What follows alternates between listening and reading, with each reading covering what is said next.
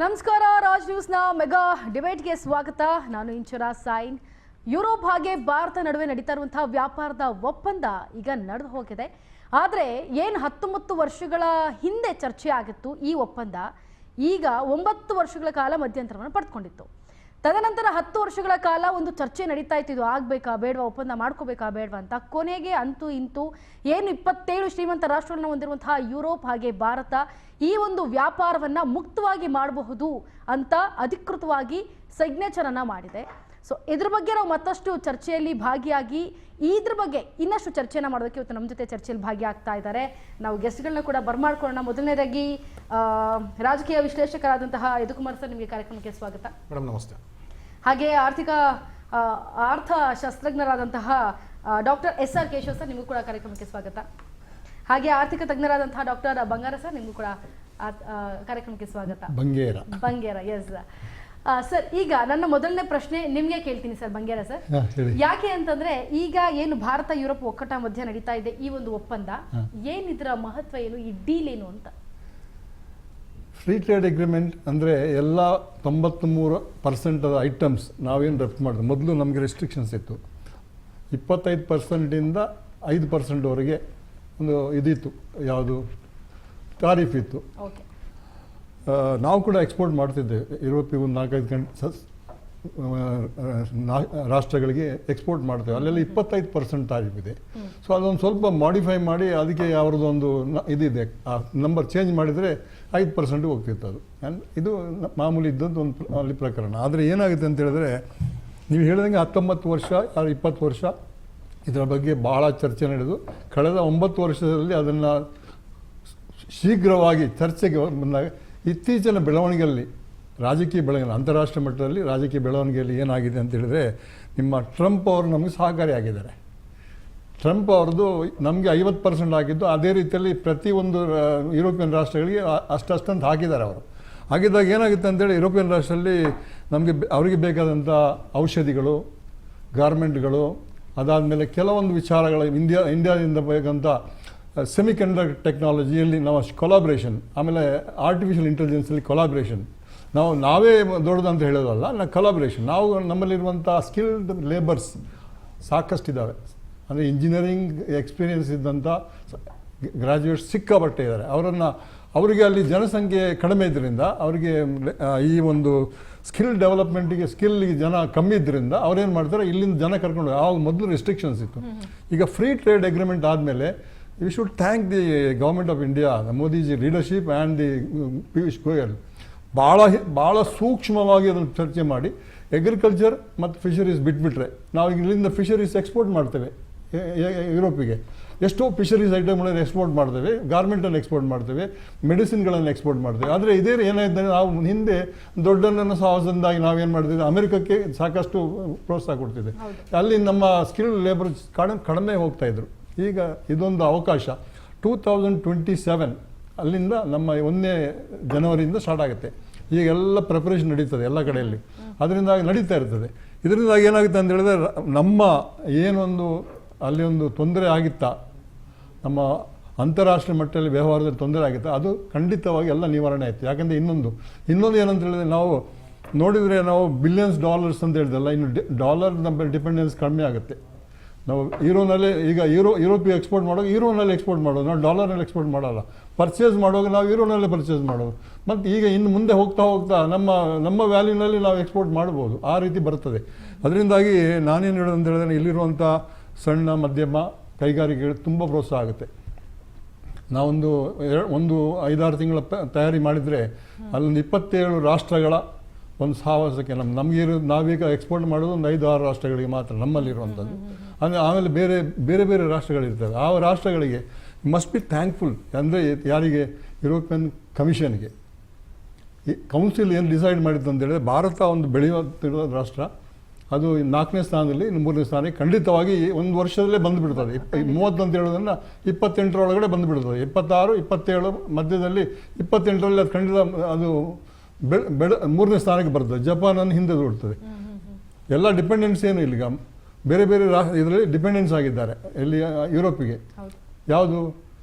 Semiconductor technology, artificial intelligence technology, IT technology, ಇದನ್ನೆಲ್ಲ ನಾವು ಭಾರತದಿಂದ ನಮ್ಮ ಅವ್ರಿಗೆ ಕೊಡ್ತೇವೆ. ಇದು ಒಂದು ಅವಕಾಶ, ವಿಶೇಷವಾದ ಅವಕಾಶ. ಈ ಅವಕಾಶ ನಾವು ಉಪಯೋಗಿಸ್ಕೊಂಡು ನಮ್ಮ ಇಲ್ಲಿರುವಂಥ ಕೈಗಾರಿಕೋದ್ಯಮಿಗಳಾಗಲಿ ಅಥವಾ ಯಾರೇ ಇರಲಿ, ವ್ಯವಹಾರದಲ್ಲಿರುವವರಾಗಲಿ ಅಥವಾ ವ್ಯಾಪಾರದಲ್ಲಿರುವವರಾಗಲಿ, ಎಲ್ಲರಿಗೂ ಒಂದು ಅವಕಾಶ ಆಗ್ತದೆ. ಅದರಿಂದಾಗಿ ಇದರಲ್ಲಿ ಏನು ಎರಡು ಮಾತು ಹೇಳುವಂಥದ್ದು ಏನಿಲ್ಲ, ಒಳ್ಳೆಯ ಅವಕಾಶ ಅಷ್ಟೇ ಹೇಳ್ಬೋದು ನಾವು. ಸರಿ, ನಾವು ಬಹುಮುಖ್ಯವಾಗಿ ಯಾದವ್ ಸರ್, ಈಗ ಈ ಟ್ರಂಪ್ ಅವ್ರು ಏನು ಮಾಡ್ತಾರೆ, ನಮಗೆ ಮೋದಿಯವ್ರ ಸಹಕಾರ ಕೊಡಬೇಕು ಇನ್ನೂ ನಮಗೆ ಅಂತ ಹೇಳ್ಬಿಟ್ಟು ಒಂದಷ್ಟು ಸುಂಕದ ವಿಚಾರವಾಗಿಯೇ ಕೇಳ್ಕೊತಾರೆ. ಬಹುಮುಖ್ಯವಾಗಿ ಅವ್ರು ಟಾರ್ಗೆಟ್ ಮಾಡೋದೇ ಕೃಷಿ ಸಂಬಂಧಪಟ್ಟಂತೆ, ಒಂದು ಏನು ಹಾಲಾಗಿರ್ಬೋದು, ಈ ಡೈರಿ ಉತ್ಪನ್ನಗಳು ಕೃಷಿ ಸಂಬಂಧಪಟ್ಟಂತೆ ಕೇಳಿದ್ರು. ಸೊ ಮೋದಿಯವ್ರು ಏನು ಮಾಡಿದ್ರು, ಅದನ್ನು ಕೊಡಲಿಲ್ಲ ಈ ಅಮೇರಿಕಾಗೆ. ಇಲ್ಲ ನಾನು ಕೊಡಲ್ಲ ಅನ್ನೋ ಅಥವಾ ಏನೋ ಅವ್ರ ನಡುವೆ ಮಾತುಕತೆ ನಡೆದಿದೆ. ಆದರೆ ಪ್ರತಿಯೊಂದು ಸಭೆ ಸಮಾರಂಭಗಳಲ್ಲೂ ಟ್ರಂಪ್ ಅವ್ರು ಹೇಳ್ತಾರೆ, ನನಗೆ ಭಾರತ ತುಂಬ ಸ್ನೇಹಿಮಯಿ ಅನ್ನೋ ಥರ ಹೇಳುತ್ತೆ. ಬಟ್ ಆದರೂ ಕೂಡ ಅದಕ್ಕೆ ಸೊಪ್ಪು ಹಾಕೋದಿಲ್ಲ ಮೋದಿಯವರು. ಸೊ ಈಗ ಯುರೋಪ್ನತ್ತ ಹೋಗಿರೋದು ಎಷ್ಟರ ಮಟ್ಟಿಗೆ ಖುಷಿ ಕೊಟ್ಟಿದೆ ಅಂತ ನೋಡಿ ಮೇಡಮ್, ಇದೊಂಥರ ರಿಅಲೈನ್ಮೆಂಟ್ ಆಫ್ ದ ವರ್ಲ್ಡ್ ಎಕಾನಮ್ ಅಂತ. ಅಂದರೆ ಇಡೀ ಪ್ರಪಂಚದ ಒಂದು ಏನು ಜಿಯೋ ಪಾಲಿಟಿಕ್ಸ್ ಇದೆ, ಟ್ರೇಡ್ ಪಾಲಿಟಿಕ್ಸ್ ಇದೆ, ಇಟ್ಟು ರಿಅಲೈನ್ಮೆಂಟ್ ಆಗ್ತಾ ಇರುವಂಥದ್ದು.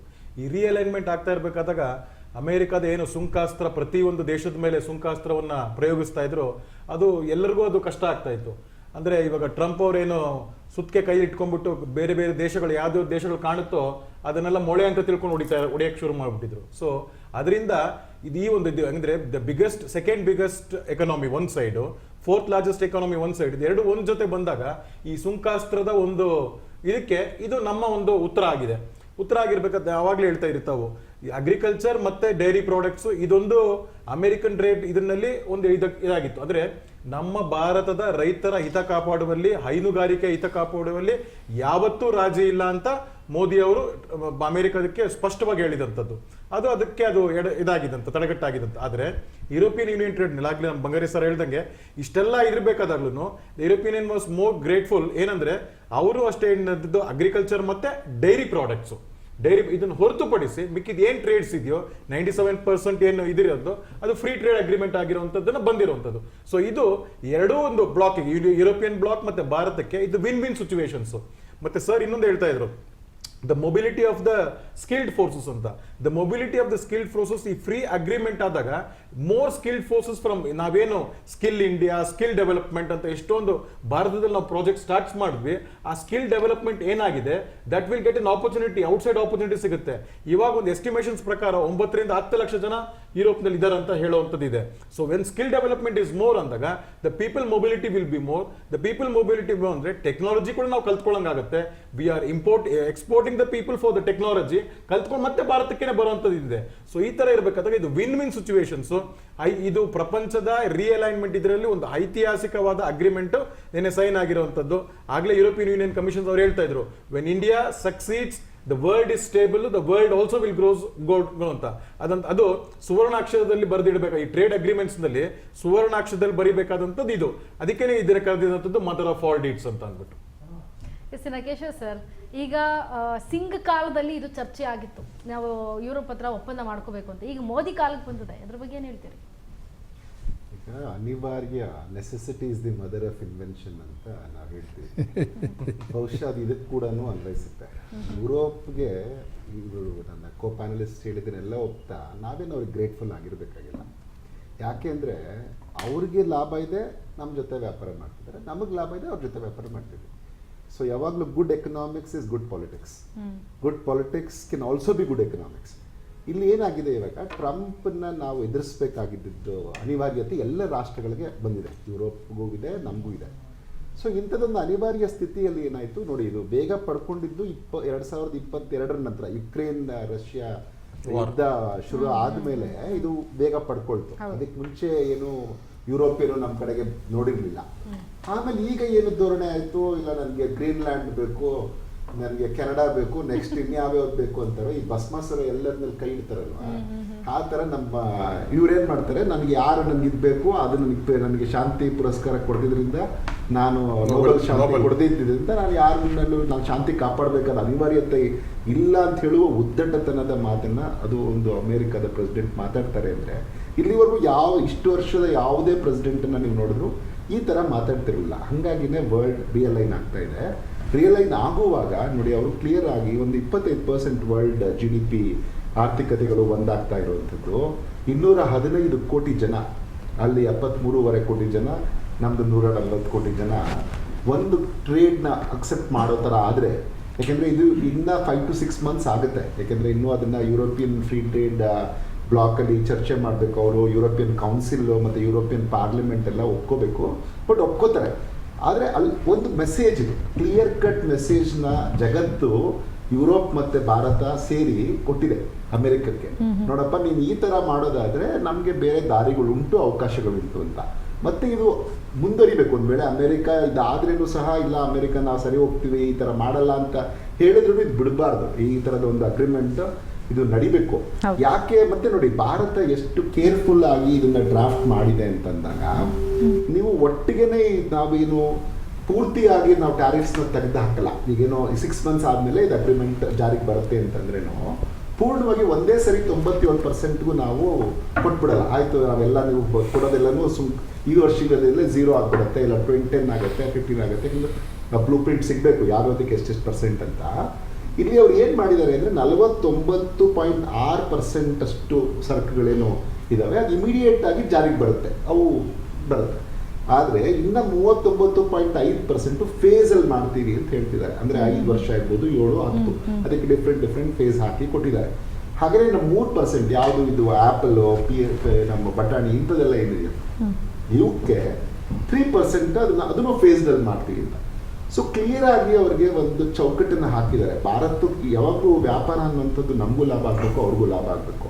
ಆದ್ರೆ ಅವಾಗ ಮಾತ್ರ ವ್ಯಾಪಾರ ಸಸ್ಟೈನ್ ಆಗುತ್ತೆ. ಇಲ್ಲ ಒಬ್ಬರು ನಾನೇ ಡಾಮಿನೆಂಟ್ ಮಾಡ್ತೀನಿ ಅಂತಂದ್ರೆ ಅದು ಯಾವತ್ತೂ ಆ ಥರದ್ದು ಸಸ್ಟೈನ್ ಆಗಲ್ಲ. ಆ ಥರದ ಅನಿವಾರ್ಯತೆಯೂ ಇವತ್ತಿನ ಜಗತ್ತಿನಲ್ಲಿ ಇಲ್ಲ. ಭಾರತಕ್ಕೂ ಇದರಿಂದ ಅನುಕೂಲ ಆಗ್ತಾ ಇದೆ. ಈಗ ನೋಡಿ, ಟೆಕ್ಸ್ಟೈಲ್ ತೆಗೆದುಕೊಂಡ್ರೆ ನಮ್ಮಲ್ಲಿ ನಾವೀಗ 7 ಬಿಲಿಯನ್ ಅಷ್ಟು ಅವರಿಗೆ ರಫ್ತು ಮಾಡ್ತಾ ಇದ್ದೀವಿ ಯುರೋಪ್ಗೆ. ಇದು ಈಸಿಯಾಗಿ ವಿತಿನ್ ಎ ಇಯರ್ 30 to 40 ಬಿಲಿಯನ್ಗೆ ಹೆಚ್ಚಾಗುತ್ತೆ, 30 to 40 ಬಿಲಿಯನ್ ಯೂರೋಸ್ಗೆ ಹೆಚ್ಚಾಗುತ್ತೆ. ಸೊ ಈ ಥರದ ಒಂದು ಮೆಕನೈಸೇಷನ್ ಇರೋದ್ರಿಂದ ಈ ಅಗ್ರಿಮೆಂಟ್ಗೆ, ಅದಕ್ಕಾಗಿ ಇಡೀ ವಿಶ್ವ ಅದನ್ನು ನೋಡ್ತಾ ಇರೋದು. ಬರೀ ಭಾರತ ಮತ್ತು ಯುರೋಪ್ ಸಂತಸ ಪಟ್ಟಿಲ್ಲ ಇದಕ್ಕೆ, ಇಡೀ ವಿಶ್ವ ನೋಡ್ತಾ ಇದೆ. ಏನಪ್ಪ ಈ 2 ದೊಡ್ಡ ಆರ್ಥಿಕತೆಗಳು ಒಟ್ಟಿಗೆ ಸೇರಿದ್ರೆ ಯಾವ ಥರದ ಇದಾಗ್ಬೋದು ಅಂತ. ಈಗ ನೆಕ್ಸ್ಟ್ ಇದೇ ಥರದ ಇನ್ನಷ್ಟು ಈಗ ಬ್ರಿಕ್ ನೇಷನ್ ಜೊತೆಗೂ ಒಂದೊಂದು ಮಾಡಿಕೊಂಡು, ಇಲ್ಲ ನಾವು ಯಾವಾಗಲೂ ನಿಮ್ಮ ತಂಟೆಗೆ ಬರಲ್ಲ, ಗಡಿ ತಂಟೆಗೆ ಬರಲ್ಲ ಅಂತ ಚೈನಾ ಬಹುಶಃ ಭಾರತ್ ಜೊತೆಗೆ ಅಗ್ರಿಮೆಂಟ್ ಮಾಡಿಕೊಂಡ್ರೆ ಅದು ಇನ್ನೊಂದು ಮಟ್ಟಿಗೆ ಮೆಸೇಜನ್ನು ಕೊಡ್ಬೋದು. ಬಹುಶಃ ಇದು ಆರಂಭ ಆಗುತ್ತೆ ಅಂತ ನಾನು ಅನ್ಕೋತೀನಿ. ಇನ್ನು ಬೇರೆ ಬೇರೆ ರಾಷ್ಟ್ರಗಳ ಜೊತೆ ಮತ್ತೆ ನೀವು ನೋಡಿದ್ರೆ ಯುರೋಪ್, ಈವನ್ ಸೌತ್ ಅಮೆರಿಕಾದಲ್ಲಿ ಇರುವಂಥ ಒಂದು ರಾಷ್ಟ್ರದ ಜೊತೆಗೂ ಅಗ್ರಿಮೆಂಟ್ ಮಾಡ್ಕೊಳ್ತಾ ಇದೆ. ಮತ್ತೆ ಈ ಅಗ್ರಿಮೆಂಟ್ ಅಲ್ಲಿ ಈವನ್ ಡಿಫೆನ್ಸ್ ಮತ್ತೆ ನಿಮಗೆ ಸ್ಟ್ರಾಟಜಿಕ್ ಆಗಿದ್ದು ಒಂದು ಒಪ್ಪಂದಕ್ಕೂ ಅವ್ರು ಬರ್ತಾ ಇದ್ದಾರೆ. ಅದು ಒಂದು ಇನ್ನೊಂದು ಮೆಸೇಜ್. ಯಾಕೆಂದ್ರೆ ಮಾರ್ಟೈಮ್ ಸೆಕ್ಯೂರಿಟಿ ಬಗ್ಗೆ ಬಂದಾಗ್ಲಾಗ್ಲಿ, ಅವಾಗಲೇ ಬಂಗೇರ ಅವ್ರು ಹೇಳ್ತಿದ್ದಂಗೆ AI-ನ ವಿಚಾರಕ್ಕೆ ಬಂದಾಗಲಿ, ಸೈಬರ್ ಸೆಕ್ಯೂರಿಟಿಯ ವಿಚಾರಕ್ಕೆ ಬಂದಾಗಲಿ, ಅದರಲ್ಲಿ ಇಬ್ರು ನಮ್ಮಲ್ಲಿ ಕೆಲವು ಸ್ಟ್ರೆಂತ್ಸ್ ಇದೆ, ಅವರಲ್ಲಿ ಕೆಲವು ಸ್ಟ್ರೆಂತ್ಸ್ ಇದೆ. ವ್ಯಾಪಾರ ಅಂದರೆ ಹಂಗೆ ಆಗೋದು, ಕಂಪ್ಯಾರಿಟಿವ್ ಅಡ್ವಾಂಟೇಜ್ ಯಾವುದರಲ್ಲಿ ಜಾಸ್ತಿ ಇರುತ್ತೆ ಅದರಲ್ಲಿ ನಾವು ವ್ಯಾಪಾರ ಮಾಡ್ತಾ ಇರ್ತೀವಿ. ಈಗ ಅವ್ರಿಗೆ ಅದರ ಅಡ್ವಾಂಟೇಜ್ ಇದೆ, ಅದರಲ್ಲಿ ನಮ್ಮಲ್ಲಿ ಇನ್ನೂ ಲೇಬರ್ ಇಂಟೆನ್ಸಿವ್ ಪ್ರಾಡಕ್ಟ್ಸ್ಗೆ ಹೆಚ್ಚು ಅನುಕೂಲ ಇರೋದ್ರಿಂದ. ಅದು ಲೇಬರ್ ಇಂಟೆನ್ಸಿವ್ ಪ್ರಾಡಕ್ಟ್ಸ್ ನೋಡಿ, ಬಹುತೇಕ ನಮ್ಮಲ್ಲಿ ನಾವು ರಫ್ತು ಮಾಡುವಂಥ ಇವಾಗ ಅವ್ರಿಗೆ ಏನು ಒಪ್ಪಂದ ಮಾಡ್ಕೊಂಡಿದ್ದೀವಿ ಅದು ಫೈನ್ ಪ್ರಿಂಟ್ ಸಿಗಬೇಕು, ಅದು 46% ನಮಗೆ ಲೇಬರ್ ಇಂಟೆನ್ಸಿವ್ ಪ್ರಾಡಕ್ಟ್ಸೇ ಇದೆ ಅದರಲ್ಲಿ. ಸೊ ಹಾಗಾಗಿ ನಮ್ಮ MSMEಗೆ, ಅದರಲ್ಲಿ ಎಸ್ಪೆಷಲಿ ಮೈಕ್ರೋ ಇಂಡಸ್ಟ್ರೀಸ್ಗೆ ತುಂಬ ಅಡ್ವಾಂಟೇಜ್ ಆಗುತ್ತೆ. ಮತ್ತು ಎಂಪ್ಲಾಯ್ಮೆಂಟ್ ಜನರೇಟ್ ಆಗುತ್ತೆ. ಎಂಪ್ಲಾಯ್ಮೆಂಟ್ ಜನರೇಟ್ ಆಗೋದ್ರಿಂದ ಮಲ್ಟಿಪ್ಲೇಯರ್ ಎಫೆಕ್ಟ್ ಆಗಿ ಇಡೀ ಆರ್ಥಿಕತೆ ಚೆನ್ನಾಗಾಗುತ್ತೆ ಅಂತ ಅನ್ಸುತ್ತೆ. ಇನ್ನು ಯದುಕುಮಾರ್ ಸರ್, ಬಹು ಮುಖ್ಯವಾಗಿ ಯುರೋಪ್ ಮಾರುಕಟ್ಟೆಯಲ್ಲಿ ಈಗ ಮೇಕ್ ಇನ್ ಇಂಡಿಯಾ ಯಾವ ರೀತಿ ರಾರಾಜಿಸುತ್ತೆ ಅಂತ ಮೇಡಮ್, ಯಾಕಂದ್ರೆ ಇಲ್ಲಿ ಎಕ್ಸಾಂಪಲ್ಸ್ ಕೊಡ್ಬೇಕಂದ್ರೆ ಟೆಕ್ಸ್ಟೈಲ್ ಸರ್ ಒಂದು ಮೆನ್ಷನ್ ಮಾಡೋದು ಟೆಕ್ಸ್ಟೈಲ್ ಅಂತ. ಈಗ ಪಕ್ಕದ ಬಾಂಗ್ಲಾದೇಶ್ಗೆ ಟೆಕ್ಸ್ಟೈಲ್ ಮ್ಯಾನುಫ್ಯಾಕ್ಚರಿಂಗ್ ಯುರೋಪಿಯನ್ ನಲ್ಲಿ ಫ್ರೀ ಟ್ರೇಡ್ ಇದ್ದಿದ್ದಂಥದ್ದು, ಫ್ರೀ ಟ್ಯಾಕ್ಸ್ ಇದ್ದಿದ್ದಂಥದ್ದು. ಸೊ ಮೋಸ್ಟ್ ಆಫ್ ದಮ್ ನೀವು ಯುರೋಪ್ನಲ್ಲಿ ಯಾವುದೇ ಹೋದ್ರೂ, ಬಿಗರ್ ಬ್ರ್ಯಾಂಡ್ಸ್ ಹೋದ್ರೂ ಮೇಡ್ ಇನ್ ಬಾಂಗ್ಲಾದೇಶ್ ಅಂತಾನೆ ಇದ್ದಿದ್ದಂಥದ್ದು. ಈಗ textile market that will be the biggest market for India, because ಅದು ನಮ್ಮ ಭಾರತಕ್ಕೆ ಅದು 10 to 12% 15% ಟ್ಯಾಕ್ಸ್ ಇದ್ದಿದ್ದಂಥದ್ದು. ನಾವು ಇಟ್ ವಿಲ್ ಫ್ರೀ ಇದರಲ್ಲಿ. So Indian textiles, mainly textile manufacture Tamil Nadu ಆಗ್ಬೋದು, ಗಾರ್ಮೆಂಟ್ಸ್ ತಮಿಳ್ನಾಡಲ್ಲಿ ಆಗ್ಬೋದು, ಆ ಥರದ್ದು ದೊಡ್ಡ ಮಾರ್ಕೆಟ್ ಆಗುತ್ತೆ ಅದರಲ್ಲಿ. So that will B greater advantages. ಆಮೇಲೆ ದ ಹೈಯರ್ ಮಿಷನರಿ ಟೂಲ್ಸ್, ನಾವು ನಿಮ್ ನೆನಪಿರ್ಬೋದು ಚಂದ್ರಯಾನ್ 1 ಮತ್ತೆ ಚಂದ್ರಯಾನ್ 2 ಆ ಥರ ಬಂದಾಗ ಅದರಲ್ಲಿ ನಾನು ಪಾರ್ಟ್ ಆಫ್ ಇಟ್ ಕೆಲಸ ಮಾಡಿದಂಥದ್ದು. ಯಾಕಂದ್ರೆ ಮೋಸ್ಟ್ ಆಫ್ ದ ಪ್ರಾಡಕ್ಟ್ಸ್ ಬಂದಿದಂಥದ್ದು ಜರ್ಮನಿ ಮತ್ತೆ ಫ್ರಾನ್ಸ್ನಲ್ಲಿ. ಅಂದರೆ ಲೋ ನಾಯ್ಸ್ ಆಂಪ್ಲಿಫೈಯರ್ಸ್ ಆಗ್ಬೋದು, ಟೈಮಿಂಗ್ ಸಿಸ್ಟಮ್ಸ್ ಆಗ್ಬೋದು ಬಂದಿದಂಥದ್ದು. ಸೊ ಅದು ಇವಾಗ ಆ ಟ್ಯಾಕ್ಸ್ ಫ್ರೀ ಅಂದರೆ ಆ ಪರ್ಸೆಂಟೇಜ್ ಆಫ್ ಟ್ಯಾಕ್ಸ್ ಕಮ್ಮಿ ಆಯ್ತು ಅಂತಂದರೆ ನಮ್ಮ ನೆಕ್ಸ್ಟ್ ಬರುವಂಥ ಪ್ರಾಜೆಕ್ಟ್ಸ್ಗಳು ಏನಿರುತ್ತೆ, ನೆಕ್ಸ್ಟ್ ಅಸ್ಟ್ರಾನಮಿಕಲ್ ಪ್ರಾಜೆಕ್ಟ್ಸ್ ಇಸ್ರೋದು ಏನಿರುತ್ತೆ, ದಟ್ ವಿಲ್ ಆಲ್ ಬಿ ಇನ್ನು ನಮ್ಮದೇ ಮೊದಲೇ ಫಸ್ಟ್ ಆಫ್ ಆಲ್ ವರ್ಲ್ಡ್ನಲ್ಲಿ ಕಾಸ್ಟ್ ಕಟ್ಟಿಂಗ್ನಲ್ಲಿ ಮಾಡುವಂಥ ಪ್ರಾಜೆಕ್ಟ್ಸ್ಗಳು, ಇಸ್ರೋ ಪ್ರಾಜೆಕ್ಟ್ಸ್ಗಳು ಅದು ಇನ್ನೂ ಹತ್ರ ಆಗುತ್ತೆ. ಇನ್ನು ಹತ್ರ ಆಗಿ ಸೊ ಆಲ್ ದ ಪ್ರಾಡಕ್ಟ್ಸ್ ಏನದು ಸೈಂಟಿಫಿಕ್ ಅಗ್ರಿಮೆಂಟ್ ಸೈನ್ ಆಗುತ್ತೆ ಇದಕ್ಕಂತ, then it will be more cheaper and more satellite missions ಇನ್ನೂ ಜಾಸ್ತಿ ಆಗುವಂಥದ್ದು ಇರುತ್ತೆ. ಮತ್ತೆ ಮೇನ್ ಇನ್ನೊಂದೇನಂದ್ರೆ ಡಿಫೆನ್ಸ್ ಡೀಲ್ಸ್. ನಮ್ಗಾಗ್ಲೇ ಇವಾಗ ರಾಫೆಲ್ದು ಗವರ್ಮೆಂಟ್ ಟುಗೆದರ್ ಅಂದ್ರೆ 36 ಸ್ಕ್ವಾಡ್ರನ್ ಅನ್ನೋದಿದೆ, ಮತ್ತೆ ನೇವಿಗೆ ಇನ್ನೊಂದು ಆರ್ಡರ್ ಅಂತ ಇದೆ. ಸೊ ಈ ತರದ್ ಬಂದಾಗ so it will B manufacturing unit ಭಾರತದಲ್ಲಿ ಆಗುತ್ತೆ. That will also be winning situations. ಮತ್ತೆ ಡೈರೆಕ್ಟ್ ಗವರ್ಮೆಂಟ್ ಡೀಲ್ ಅಂತ ಅಂದಾಗ the delivery will be faster ಅಂದಾಗ ಸೊ ನಾವು ಏನು ಸ್ಕ್ವಾಡ್ರನ್ಸ್ ಡಿಫೆನ್ಸ್ ಇದರಲ್ಲಿ ಏರ್ಫೋರ್ಸ್ ನಲ್ಲಿ ಒಂದು 44 ಸ್ಕ್ವಾಡ್ರನ್ಸ್ ಇರೋದನ್ನ ರೀಸೆಂಟ್ ಪಾಸ್ಟ್ ನಲ್ಲಿ ಅದು ಕಮ್ಮಿ ಆಗಿತ್ತು, ಅದನ್ನ ನಾವು ಹೆಚ್ಚು ಮಾಡೋ ಇದರಲ್ಲಿ ಅದು that will be the biggest boost. ಯಾಕಂದ್ರೆ ವರ್ಲ್ಡ್ ಇದನ್ನ ನಡೀತಾ ಇರಬೇಕಾದಾಗ, ಸೆಕ್ಯೂರಿಟಿ ಮೆಷರ್ಸ್ ನಡೀತಾ ಇರಬೇಕಾದಾಗ, so that will be the major boost in the European market for Indian view. ಇದು ಹಿಂದೆ ಒಂದು 20 ವರ್ಷ ಹಿಂದೆ China became the world's factory. ಎಲ್ಲ ಈ ಲೋ ಎಂಡ್ ಪ್ರಾಡಕ್ಟ್ ಆಗಲಿ, ಮಿಡ್ಲ್ ಎಂಡ್ ಪ್ರಾಡಕ್ಟ್ ಆಗಲಿ, ಎಲ್ಲ manufacturing in China. Cost India was costly and technology ಇರಲಿಲ್ಲ ಅವಾಗ ನಮ್ಮ ಹತ್ರ. ಇವತ್ತು ನಮ್ಮ ಹತ್ರ ಟೆಕ್ನಾಲಜಿ ಇದೆ, ಇನ್ಫ್ರಾಸ್ಟ್ರಕ್ಚರ್ ಇದೆ, ಮೂಲಭೂತ ಸೌಕರ್ಯಗಳಿದ್ದಾವೆ. ಆಮೇಲೆ ನಮ್ಮ ಹತ್ರ ಈವನ್ ದುಡ್ಡಿನ ಅವಶ್ಯಕತೆಗೂ ತೊಂದರೆ ಇಲ್ಲ. ಈ ಸ್ಟಾರ್ಟಪ್ಗೆ ಎಲ್ಲಿಂದ ಸ್ಟಾರ್ಟ್ ಆಗಿದೆ ಅಂತೇಳಿದ್ರೆ 1 ಲಕ್ಷ ಮೇಲೆ ಸ್ಟಾರ್ಟಪ್ ಆಗಿದ್ದಾರೆ, ಇನ್ನೂ 1 ಲಕ್ಷ ಸೇರ್ಕೊಳ್ತಾರೆ. ಅದರಿಂದ ಏನಾಗಿದೆ ಅಂತ ಹೇಳಿದ್ರೆ ಇನ್ನೊಂದು ತಾಂತ್ರಿಕ ಸಹಯೋಗ, ನಮ್ಮದು ಮತ್ತು ಯುರೋಪಿಯನ್ ತಾಂತ್ರಿಕ ಸಹಯೋಗ, ಟೆಕ್ನಾಲಜಿ ಕೊಲಾಬರೇಷನ್ ಇದೆಲ್ಲ ಅದು ಖಂಡಿತವಾಗಿ ಜಾಸ್ತಿ ಆಗುತ್ತೆ. ಈಗ ನನ್ನ ಗೆಳೆಯರು ಹೇಳಿದ್ರು ಇದರಲ್ಲಿ ಡಿಫೆನ್ಸ್ ಡೀಲಲ್ಲಿ ಅಂದರೆ ಡಿಫೆನ್ಸ್ ಇಕ್ವಿಪ್ಮೆಂಟಲ್ಲಿ ನಮ್ದು ಆತ್ಮನಿರ್ಭರ ಭಾರತ ಅಂತ ಏನು ಹೇಳ್ತಾರಲ್ಲ, ಆಮೇಲೆ ಮೇಕ್ ಇನ್ ಇಂಡಿಯಾ ಏನು ಹೇಳ್ತಾರೆ, ಅದೆಲ್ಲ ಸೂಕ್ಷ್ಮವಾಗಿ ನಮ್ಮಲ್ಲಿ ನಡೀತಾ ಇದೆ, ಎಲ್ಲ ನಡೀತಾ ಇದೆ. ಅದನ್ನು ಏನಾಗುತ್ತೆ ಅಂದರೆ ಹೈ ಎಂಡ್ ಟೆಕ್ನಾಲಜಿ ನಮಗೆ ಬರ್ತದೆ, ನಾವು ಬೇರೆ ಅದೇ ದೇಶಗಳಿಗೆ ವಾಪಸ್ ಕೊಡಬಹುದು, ಅಂದರೆ ನಾವು ರಫ್ತು ಮಾಡಬಹುದು. ಅದು ನಮ್ಮಲ್ಲಿ ಏನಂತ ಹೇಳಿದ್ರೆ ಒಂದು ಮ್ಯಾನುಫ್ಯಾಕ್ಚರಿಂಗ್ ಕಾಸ್ಟ್, ಉತ್ಪಾದನಾ ಒಂದು ವೆಚ್ಚ ಇದೆಯಲ್ಲ ಅದು ಬಹಳ ಕಡಿಮೆ ಇದೆ ಕಂಪ್ಯಾರಿಟಿವ್ಲಿ. ಈಗ ಚೈನಾ ಜಾಸ್ತಿ ಆಗಿಬಿಟ್ಟಿದೆ. ಇನ್ನೊಂದು ಚೈನಾದು ಪಾಲಿಸಿ ಮತ್ತು ಇಂಡಿಯನ್ ಪಾಲಿಸಿಗೆ ತುಂಬ ಡಿಫ್ರೆನ್ಸ್ ಇದೆ. China is a autocrat country, 1 man rule. ಇದು ಹಾಗಲ್ಲ, ಡೆಮೊಕ್ರೆಟಿಕ್ ಕಂಟ್ರಿ. ಏನೇ ಇರಲಿ ಒಂದು 10 ವರ್ಷ ನಮ್ಮ ಪ್ರೆಸಿಡೆಂಟ್ ಪ್ರೈಮ್ ಮಿನಿಸ್ಟರ್ ಇದ್ದರು, ಇನ್ನೊಂದು ಮುಂದಕ್ಕೆ ಹೋಗ್ತಾರೆ. ಬಟ್ ಆ ಲೀಡರ್ಶಿಪ್. ಇನ್ನೊಂದು ಏನಂತ ಹೇಳಿದ್ರೆ ನಾವು ರಷ್ಯಾದಿಂದ ತಗೊಂಡ ಈ ಏನು ತೈಲ ಇದೆಯಲ್ಲ, ಸೇವಿಂಗ್ಸ್ ಇದೆಯಲ್ಲ, ಅದನ್ನೆಲ್ಲ ಮೂಲಭೂತ ಸೌಕರ್ಯಗಳಿಗೆ ಮತ್ತು ತಾಂತ್ರಿಕತೆಗಳಿಗೆ ಖರ್ಚು ಮಾಡುವಂಥ ವ್ಯವಸ್ಥೆಯನ್ನು ನಮ್ಮ ಸರ್ಕಾರ ಮಾಡಿತ್ತು. ಅದರಿಂದಾಗಿ 4-5 ವರ್ಷಗಳಿಂದ ನಾವೇನು ತುಂಬ ಮುಂದೆ ಹೋಗಿದೆ. ಜನರ ಕೈಯಲ್ಲಿ ದುಡ್ಡು ಬರ್ತಾ ಇದೆ, ಕೆಲಸ ಸಿಗ್ತಾ ಇದೆ. ಅದಾದಮೇಲೆ ನಮ್ಮಲ್ಲಿ ಇನ್ನೊಂದು ವಿಷಯ ಅಂತ ಹೇಳಿದ್ರೆ ಈ ಯಂಗ್ ಪಾಪ್ಯುಲೇಷನ್ ಆಲ್ಮೋಸ್ಟ್ ಅಬೌಟ್ 50% ಮೇಲೆ ಇದೆ. 50% ಮೇಲೆ ಯಂಗ್ ಪಾಪ್ಯುಲೇಷನ್ 50% ಮೇಲೆ ಇದೆ. ಅದು educated, technically qualified, technically competent population more than 30%. ಅದರಿಂದ ಏನಾಗುತ್ತೆ ಅಂತ ಹೇಳಿದ್ರೆ ಇದೊಂದು ಅವಕಾಶ, ಒಂದು ಉದ್ಯೋಗ ಅವಕಾಶ, ತಾಂತ್ರಿಕದ ಉನ್ನತೀಕರಣಕ್ಕೆ ಅವಕಾಶ. ಮೂರನೇದಾಗಿ ಅಂತೇಳಿ ನಮ್ಮ ಜಾಗತಿಕ ಮಾರುಕಟ್ಟೆ. ಯುರೋಪಲ್ಲಿ ಏನು ಸೇಲ್ ಮಾಡ್ತೀರಾ, ನೀವು ವ್ಯಾಪಾರ ಮಾಡ್ತೀರಾ, ಅದು ಏನಾಗಿದೆ ಬಾಕಿ ರಾಷ್ಟ್ರಗಳಿಗೆ ಒಂದು ಮಾದರಿ. ಭಾರತದಲ್ಲಿ ಅಂತ ತಾಂತ್ರಿಕತೆ ಬಹಳ ಉತ್ಕೃಷ್ಟಕ್ಕೆ ಇದೆ. ಜರ್ಮನಿ, ಈಗ ಬ್ರಿಟನ್ನಲ್ಲಿ ನಾವು FTA ಮಾಡ್ಕೊಂಡಿದ್ದೇವೆ, ಅದು ಬಹಳ ಒಳ್ಳೆಯದಾಗಿದೆ, ಎಲ್ರಿಗೂ ಒಳ್ಳೆಯದಾಗಿದೆ. Britain is not part of the European Union, but it is the cohesion ಆಗಿ ಕೆಲಸ ಮಾಡ್ತಾರೆ ಅವರು. ಬ್ರಿಟಿಷ್ನಲ್ಲಿ ಅವರೇನು ಎಗೇನ್ಸ್ಟ್ ಆಗಿ ಕೆಲಸ ಮಾಡಲ್ಲ. ನಾವು ಅಲ್ಲಿ ಮಾಡಿದ್ರಿಂದ ಇಲ್ಲಿ ನಮಗೆ ಧೈರ್ಯವಾಗಿ ಬಂತು, ಇಲ್ಲಿ ಕೆಲಸ ಆಯ್ತು ನಮ್ಮದು. ಅದು ಯುರೋಪಲ್ಲಿ ಆಯಿತು. ಯುರೋಪಲ್ಲಿ 27 ರಾಷ್ಟ್ರಗಳು, ಬ್ರಿಟನ್ ಒಂದಿಗೆ ಸೇರಿದೆ 28 ಆಯಿತು. ಇನ್ನು 4 ಹೊರಗಿರೋ ಒಂದು 4 ರಾಷ್ಟ್ರಗಳು ಬಂದು ಬಿಡ್ತದೆ, 32 ರಾಷ್ಟ್ರಗಳು ಬಂದು ಬಿಡ್ತವೆ. ಆವಾಗ ಜಗತ್ತಿನ ಒಟ್ಟು ಆರ್ಥಿಕತೆ ಬಲಿಷ್ಠ ರಾಷ್ಟ್ರಗಳು, ತಾಂತ್ರಿಕತೆ ಬಲಿಷ್ಠ ರಾಷ್ಟ್ರಗಳು ಒಟ್ಟಿಗೆ ಸೇರಿ ಕೆಲಸ ಮಾಡಿದರೆ ಜಗತ್ತೇ ಉದ್ಧಾರ ಆಗುತ್ತೆ. ಇದು ಬಹಳ ದೊಡ್ಡ ದೃಷ್ಟಿಕೋನ ಇದು ಇಟ್ಕೊಂಡದ್ದು. ಯಾರು ಯುರೋಪ್ನವರಾಗಲಿ, ಇಂಡಿಯಾದ ಪ್ರಧಾನಿಗಾಗಲಿ ಬಹಳ ದೊಡ್ಡ ದೃಷ್ಟಿಕೋನ. ಜಗತ್ತೇ ಒಳ್ಳೆಯದಾಗುತ್ತೆ, ಜಗತ್ತಿಗೆ ಒಳ್ಳೆಯದಾಗುತ್ತೆ. ಈಗ ಇನ್ನೊಂದು ಹೇಳಿದ್ರೆ ನಾವು ಫಾರ್ಮಸ್ಯೂಟಿಕಲ್ಸ್, ತಾಂತ್ರಿಕತೆ, ಮೆಡಿಕಲ್ ಇದರಲ್ಲಿ ಸಾಕಷ್ಟು ನಾವು ಜರ್ಮನಿಯಿಂದ ಇಂಪೋರ್ಟ್ ಮಾಡ್ತಿದ್ದೇವೆ. ಸಾಕಷ್ಟು ತಾಂತ್ರಿಕತೆಯನ್ನು ನಾವು ಹೊರಗಿಂದ ತರ್ತಾ ಇದ್ದೇವೆ. ಇಲ್ಲಿ ನಾವು ಉತ್ಪಾದನೆ ಮಾಡ್ತಾ ಇದ್ದೇವೆ. ಅವಾಗ ಏನಾಗುತ್ತೆ ಅಂತ ಹೇಳಿದ್ರೆ ಇನ್ನು ಭಾಳ ಸಲೀಸಾಗುತ್ತೆ. ಅದು ಸರಾಗವಾಗಿ ಕೆಲಸ ಮಾಡ್ಬೋದು, ಯಾರ ರಗಳೇ ಇಲ್ಲ. ನಿಮ್ಗೆ ಏನು ಬೇಕು ತರಿಸ್ಬೋದು. ಏನು ತಾಂತ್ರಿಕತೆ ಬೇಕು. ನಮ್ಮತ್ತೊಂದು 25-30% ಇದ್ರೆ ಒಂದು 40-50% ಹೊರಗಿಂದ ತಂದು ಇನ್ನೊಂದು 20% ಬೇರೆ ಕಡೆ ತರಿಸ್ಬೋದು. ಆದರೆ ಏನಾಗುತ್ತೆ ಅಂತ ಹೇಳಿದ್ರೆ ನಮ್ಮಲ್ಲಿ ಉತ್ಪಾದನೆ ಜಾಸ್ತಿ ಆಗುತ್ತೆ, ಪ್ರೊಡಕ್ಟಿವಿಟಿ ಜಾಸ್ತಿ ಆಗುತ್ತೆ, ಆದಮೇಲೆ ಅದರಲ್ಲಿರುವಂಥ ಬೆಲೆ ಕಮ್ಮಿ ಆಗುತ್ತೆ. ಒಂದು ನಮ್ಮ ಲೇಬರ್, ಇನ್ನೊಂದು ತಾಂತ್ರಿಕತೆ, ಮೂರನೇದಾಗಿ ನಮ್ಮಲ್ಲಿರುವಂಥ ಆಸಕ್ತಿ.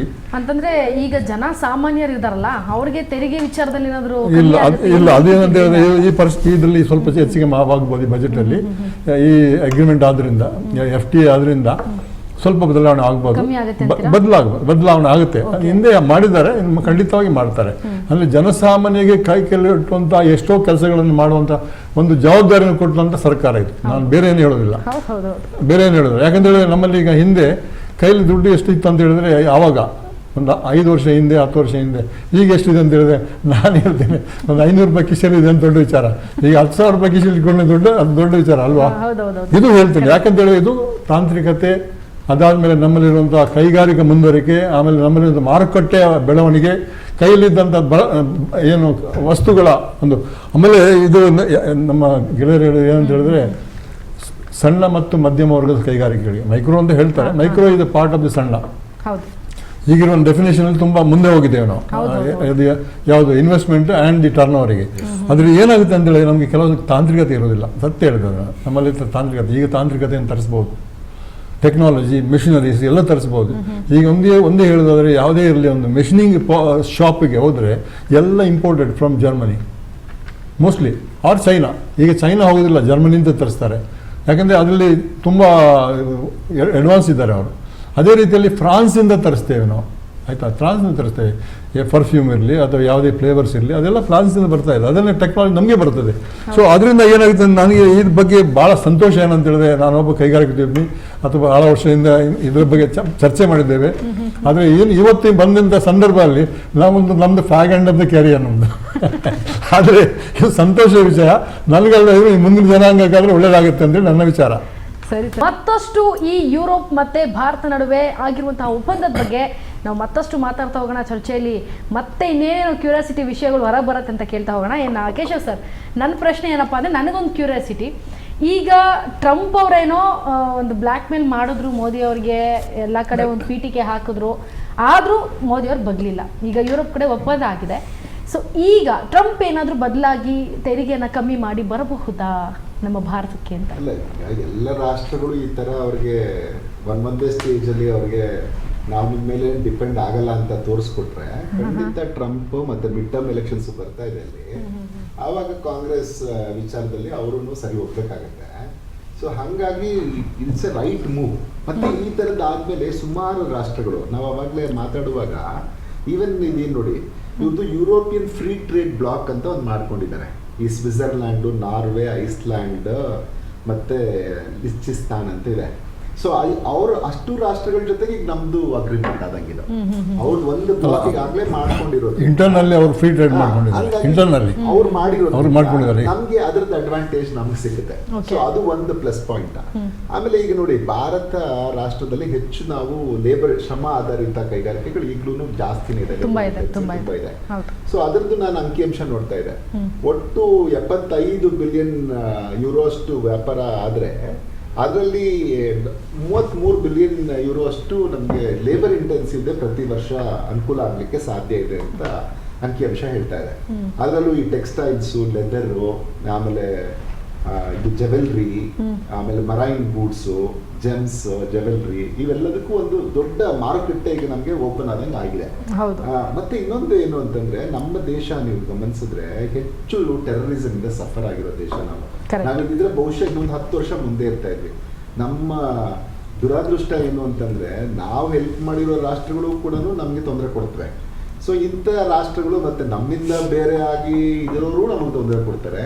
ನಾವು ಸಹಾಯ ಮಾಡಿ WTOಗೆ ಅವ್ರಿಗೆ ಕೊಡಿಸಿದ್ದು, UN ಸೆಕ್ಯೂರಿಟಿ ಕೌನ್ಸಿಲ್ಗೆ ಇಂಡಿಯಾ ಅಡ್ಮಿಟ್ ಮಾಡಿಸ್ತು ಅವ್ರಿಗೆ. ಸೊ ಇವತ್ತು ಅವ್ರು ನಮ್ಮ ಮೇಲೆ ತುಂಬ ತೊಂದರೆ ಕೊಡ್ತಾ ಇದ್ದಾರೆ.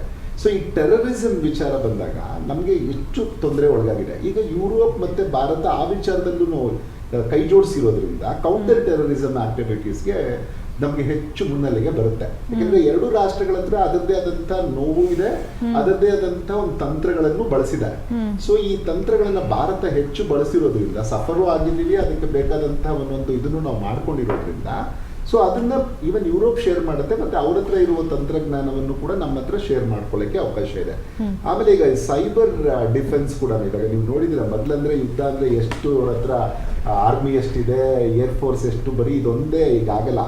ಈಗ ನಮ್ಗೆ ಸೈಬರ್ ಇಂದ ಅಟ್ಯಾಕ್ ಮಾಡ್ತಾರೆ ಇವರು, ಯಾವ್ಯಾವ ಯುದ್ಧ ಸಮಯದಲ್ಲಿ ಯಾವ್ದು ವರ್ಕ್ ಆಗ್ದಂಗೆ ನೋಡ್ಕೊಳ್ಳುವಂಥದ್ದು, ಈ ತರದ್ದು ರಕ್ಷಣಾತ್ಮಕವಾಗಿ ಯಾವ ತರ ಒಂದು ರಾಷ್ಟ್ರವನ್ನ ನೋಡ್ಕೋಬೇಕು. ಅದಕ್ಕೆ ಈಗ ಅದರಲ್ಲಿ ಆ ಫ್ರಾನ್ಸು, ಇಂಗ್ಲೆಂಡು, ಇವೆಲ್ಲ ಇಂಗ್ಲೆಂಡ್ ಯೂರೋ 27 ಆ ರಾಷ್ಟ್ರಗಳಲ್ಲಿ ಇರುವಂತ ಇದನ್ನು ಕೂಡ ಭಾರತದ ಜೊತೆ ಶೇರ್ ಮಾಡ್ತಾರೆ. ಭಾರತ ಏನು ಅವ್ರ ಎಕ್ಸ್ಪೀರಿಯನ್ಸಸ್ ಇದೆ ಅದನ್ನು ಆಗುತ್ತೆ. ಮತ್ತೆ ಈವನ್ ಅದು ಸೆಕ್ಯೂರಿಟಿ ಡಿಫೆನ್ಸ್ ಜೊತೆಗೆ ಯಾವ್ದು ಡಿಸ್ರಪ್ಟಿವ್ ಟೆಕ್ನಾಲಜಿ ಅಂತ ಒಂದು ಪದ ಇದೆ ಅಲ್ಲಿ, AI ಕೃತಕ ಬುದ್ಧಿಮತ್ತೆ ಜೊತೆಗೆ ಅದು ಎಮರ್ಜಿಂಗ್ ಆಗ್ತಾ ಇದೆ. ಅದ್ರ ಜೊತೆಗೆ ನಾವು ಕೊಲಾಬರೇಟ್ ಮಾಡಿನೂ ರಿಸರ್ಚ್ ಮಾಡಿ ಅದರದ್ದು ಲಾಭಗಳನ್ನ ಇಬ್ರು ಪಡ್ಕೋಬಹುದು.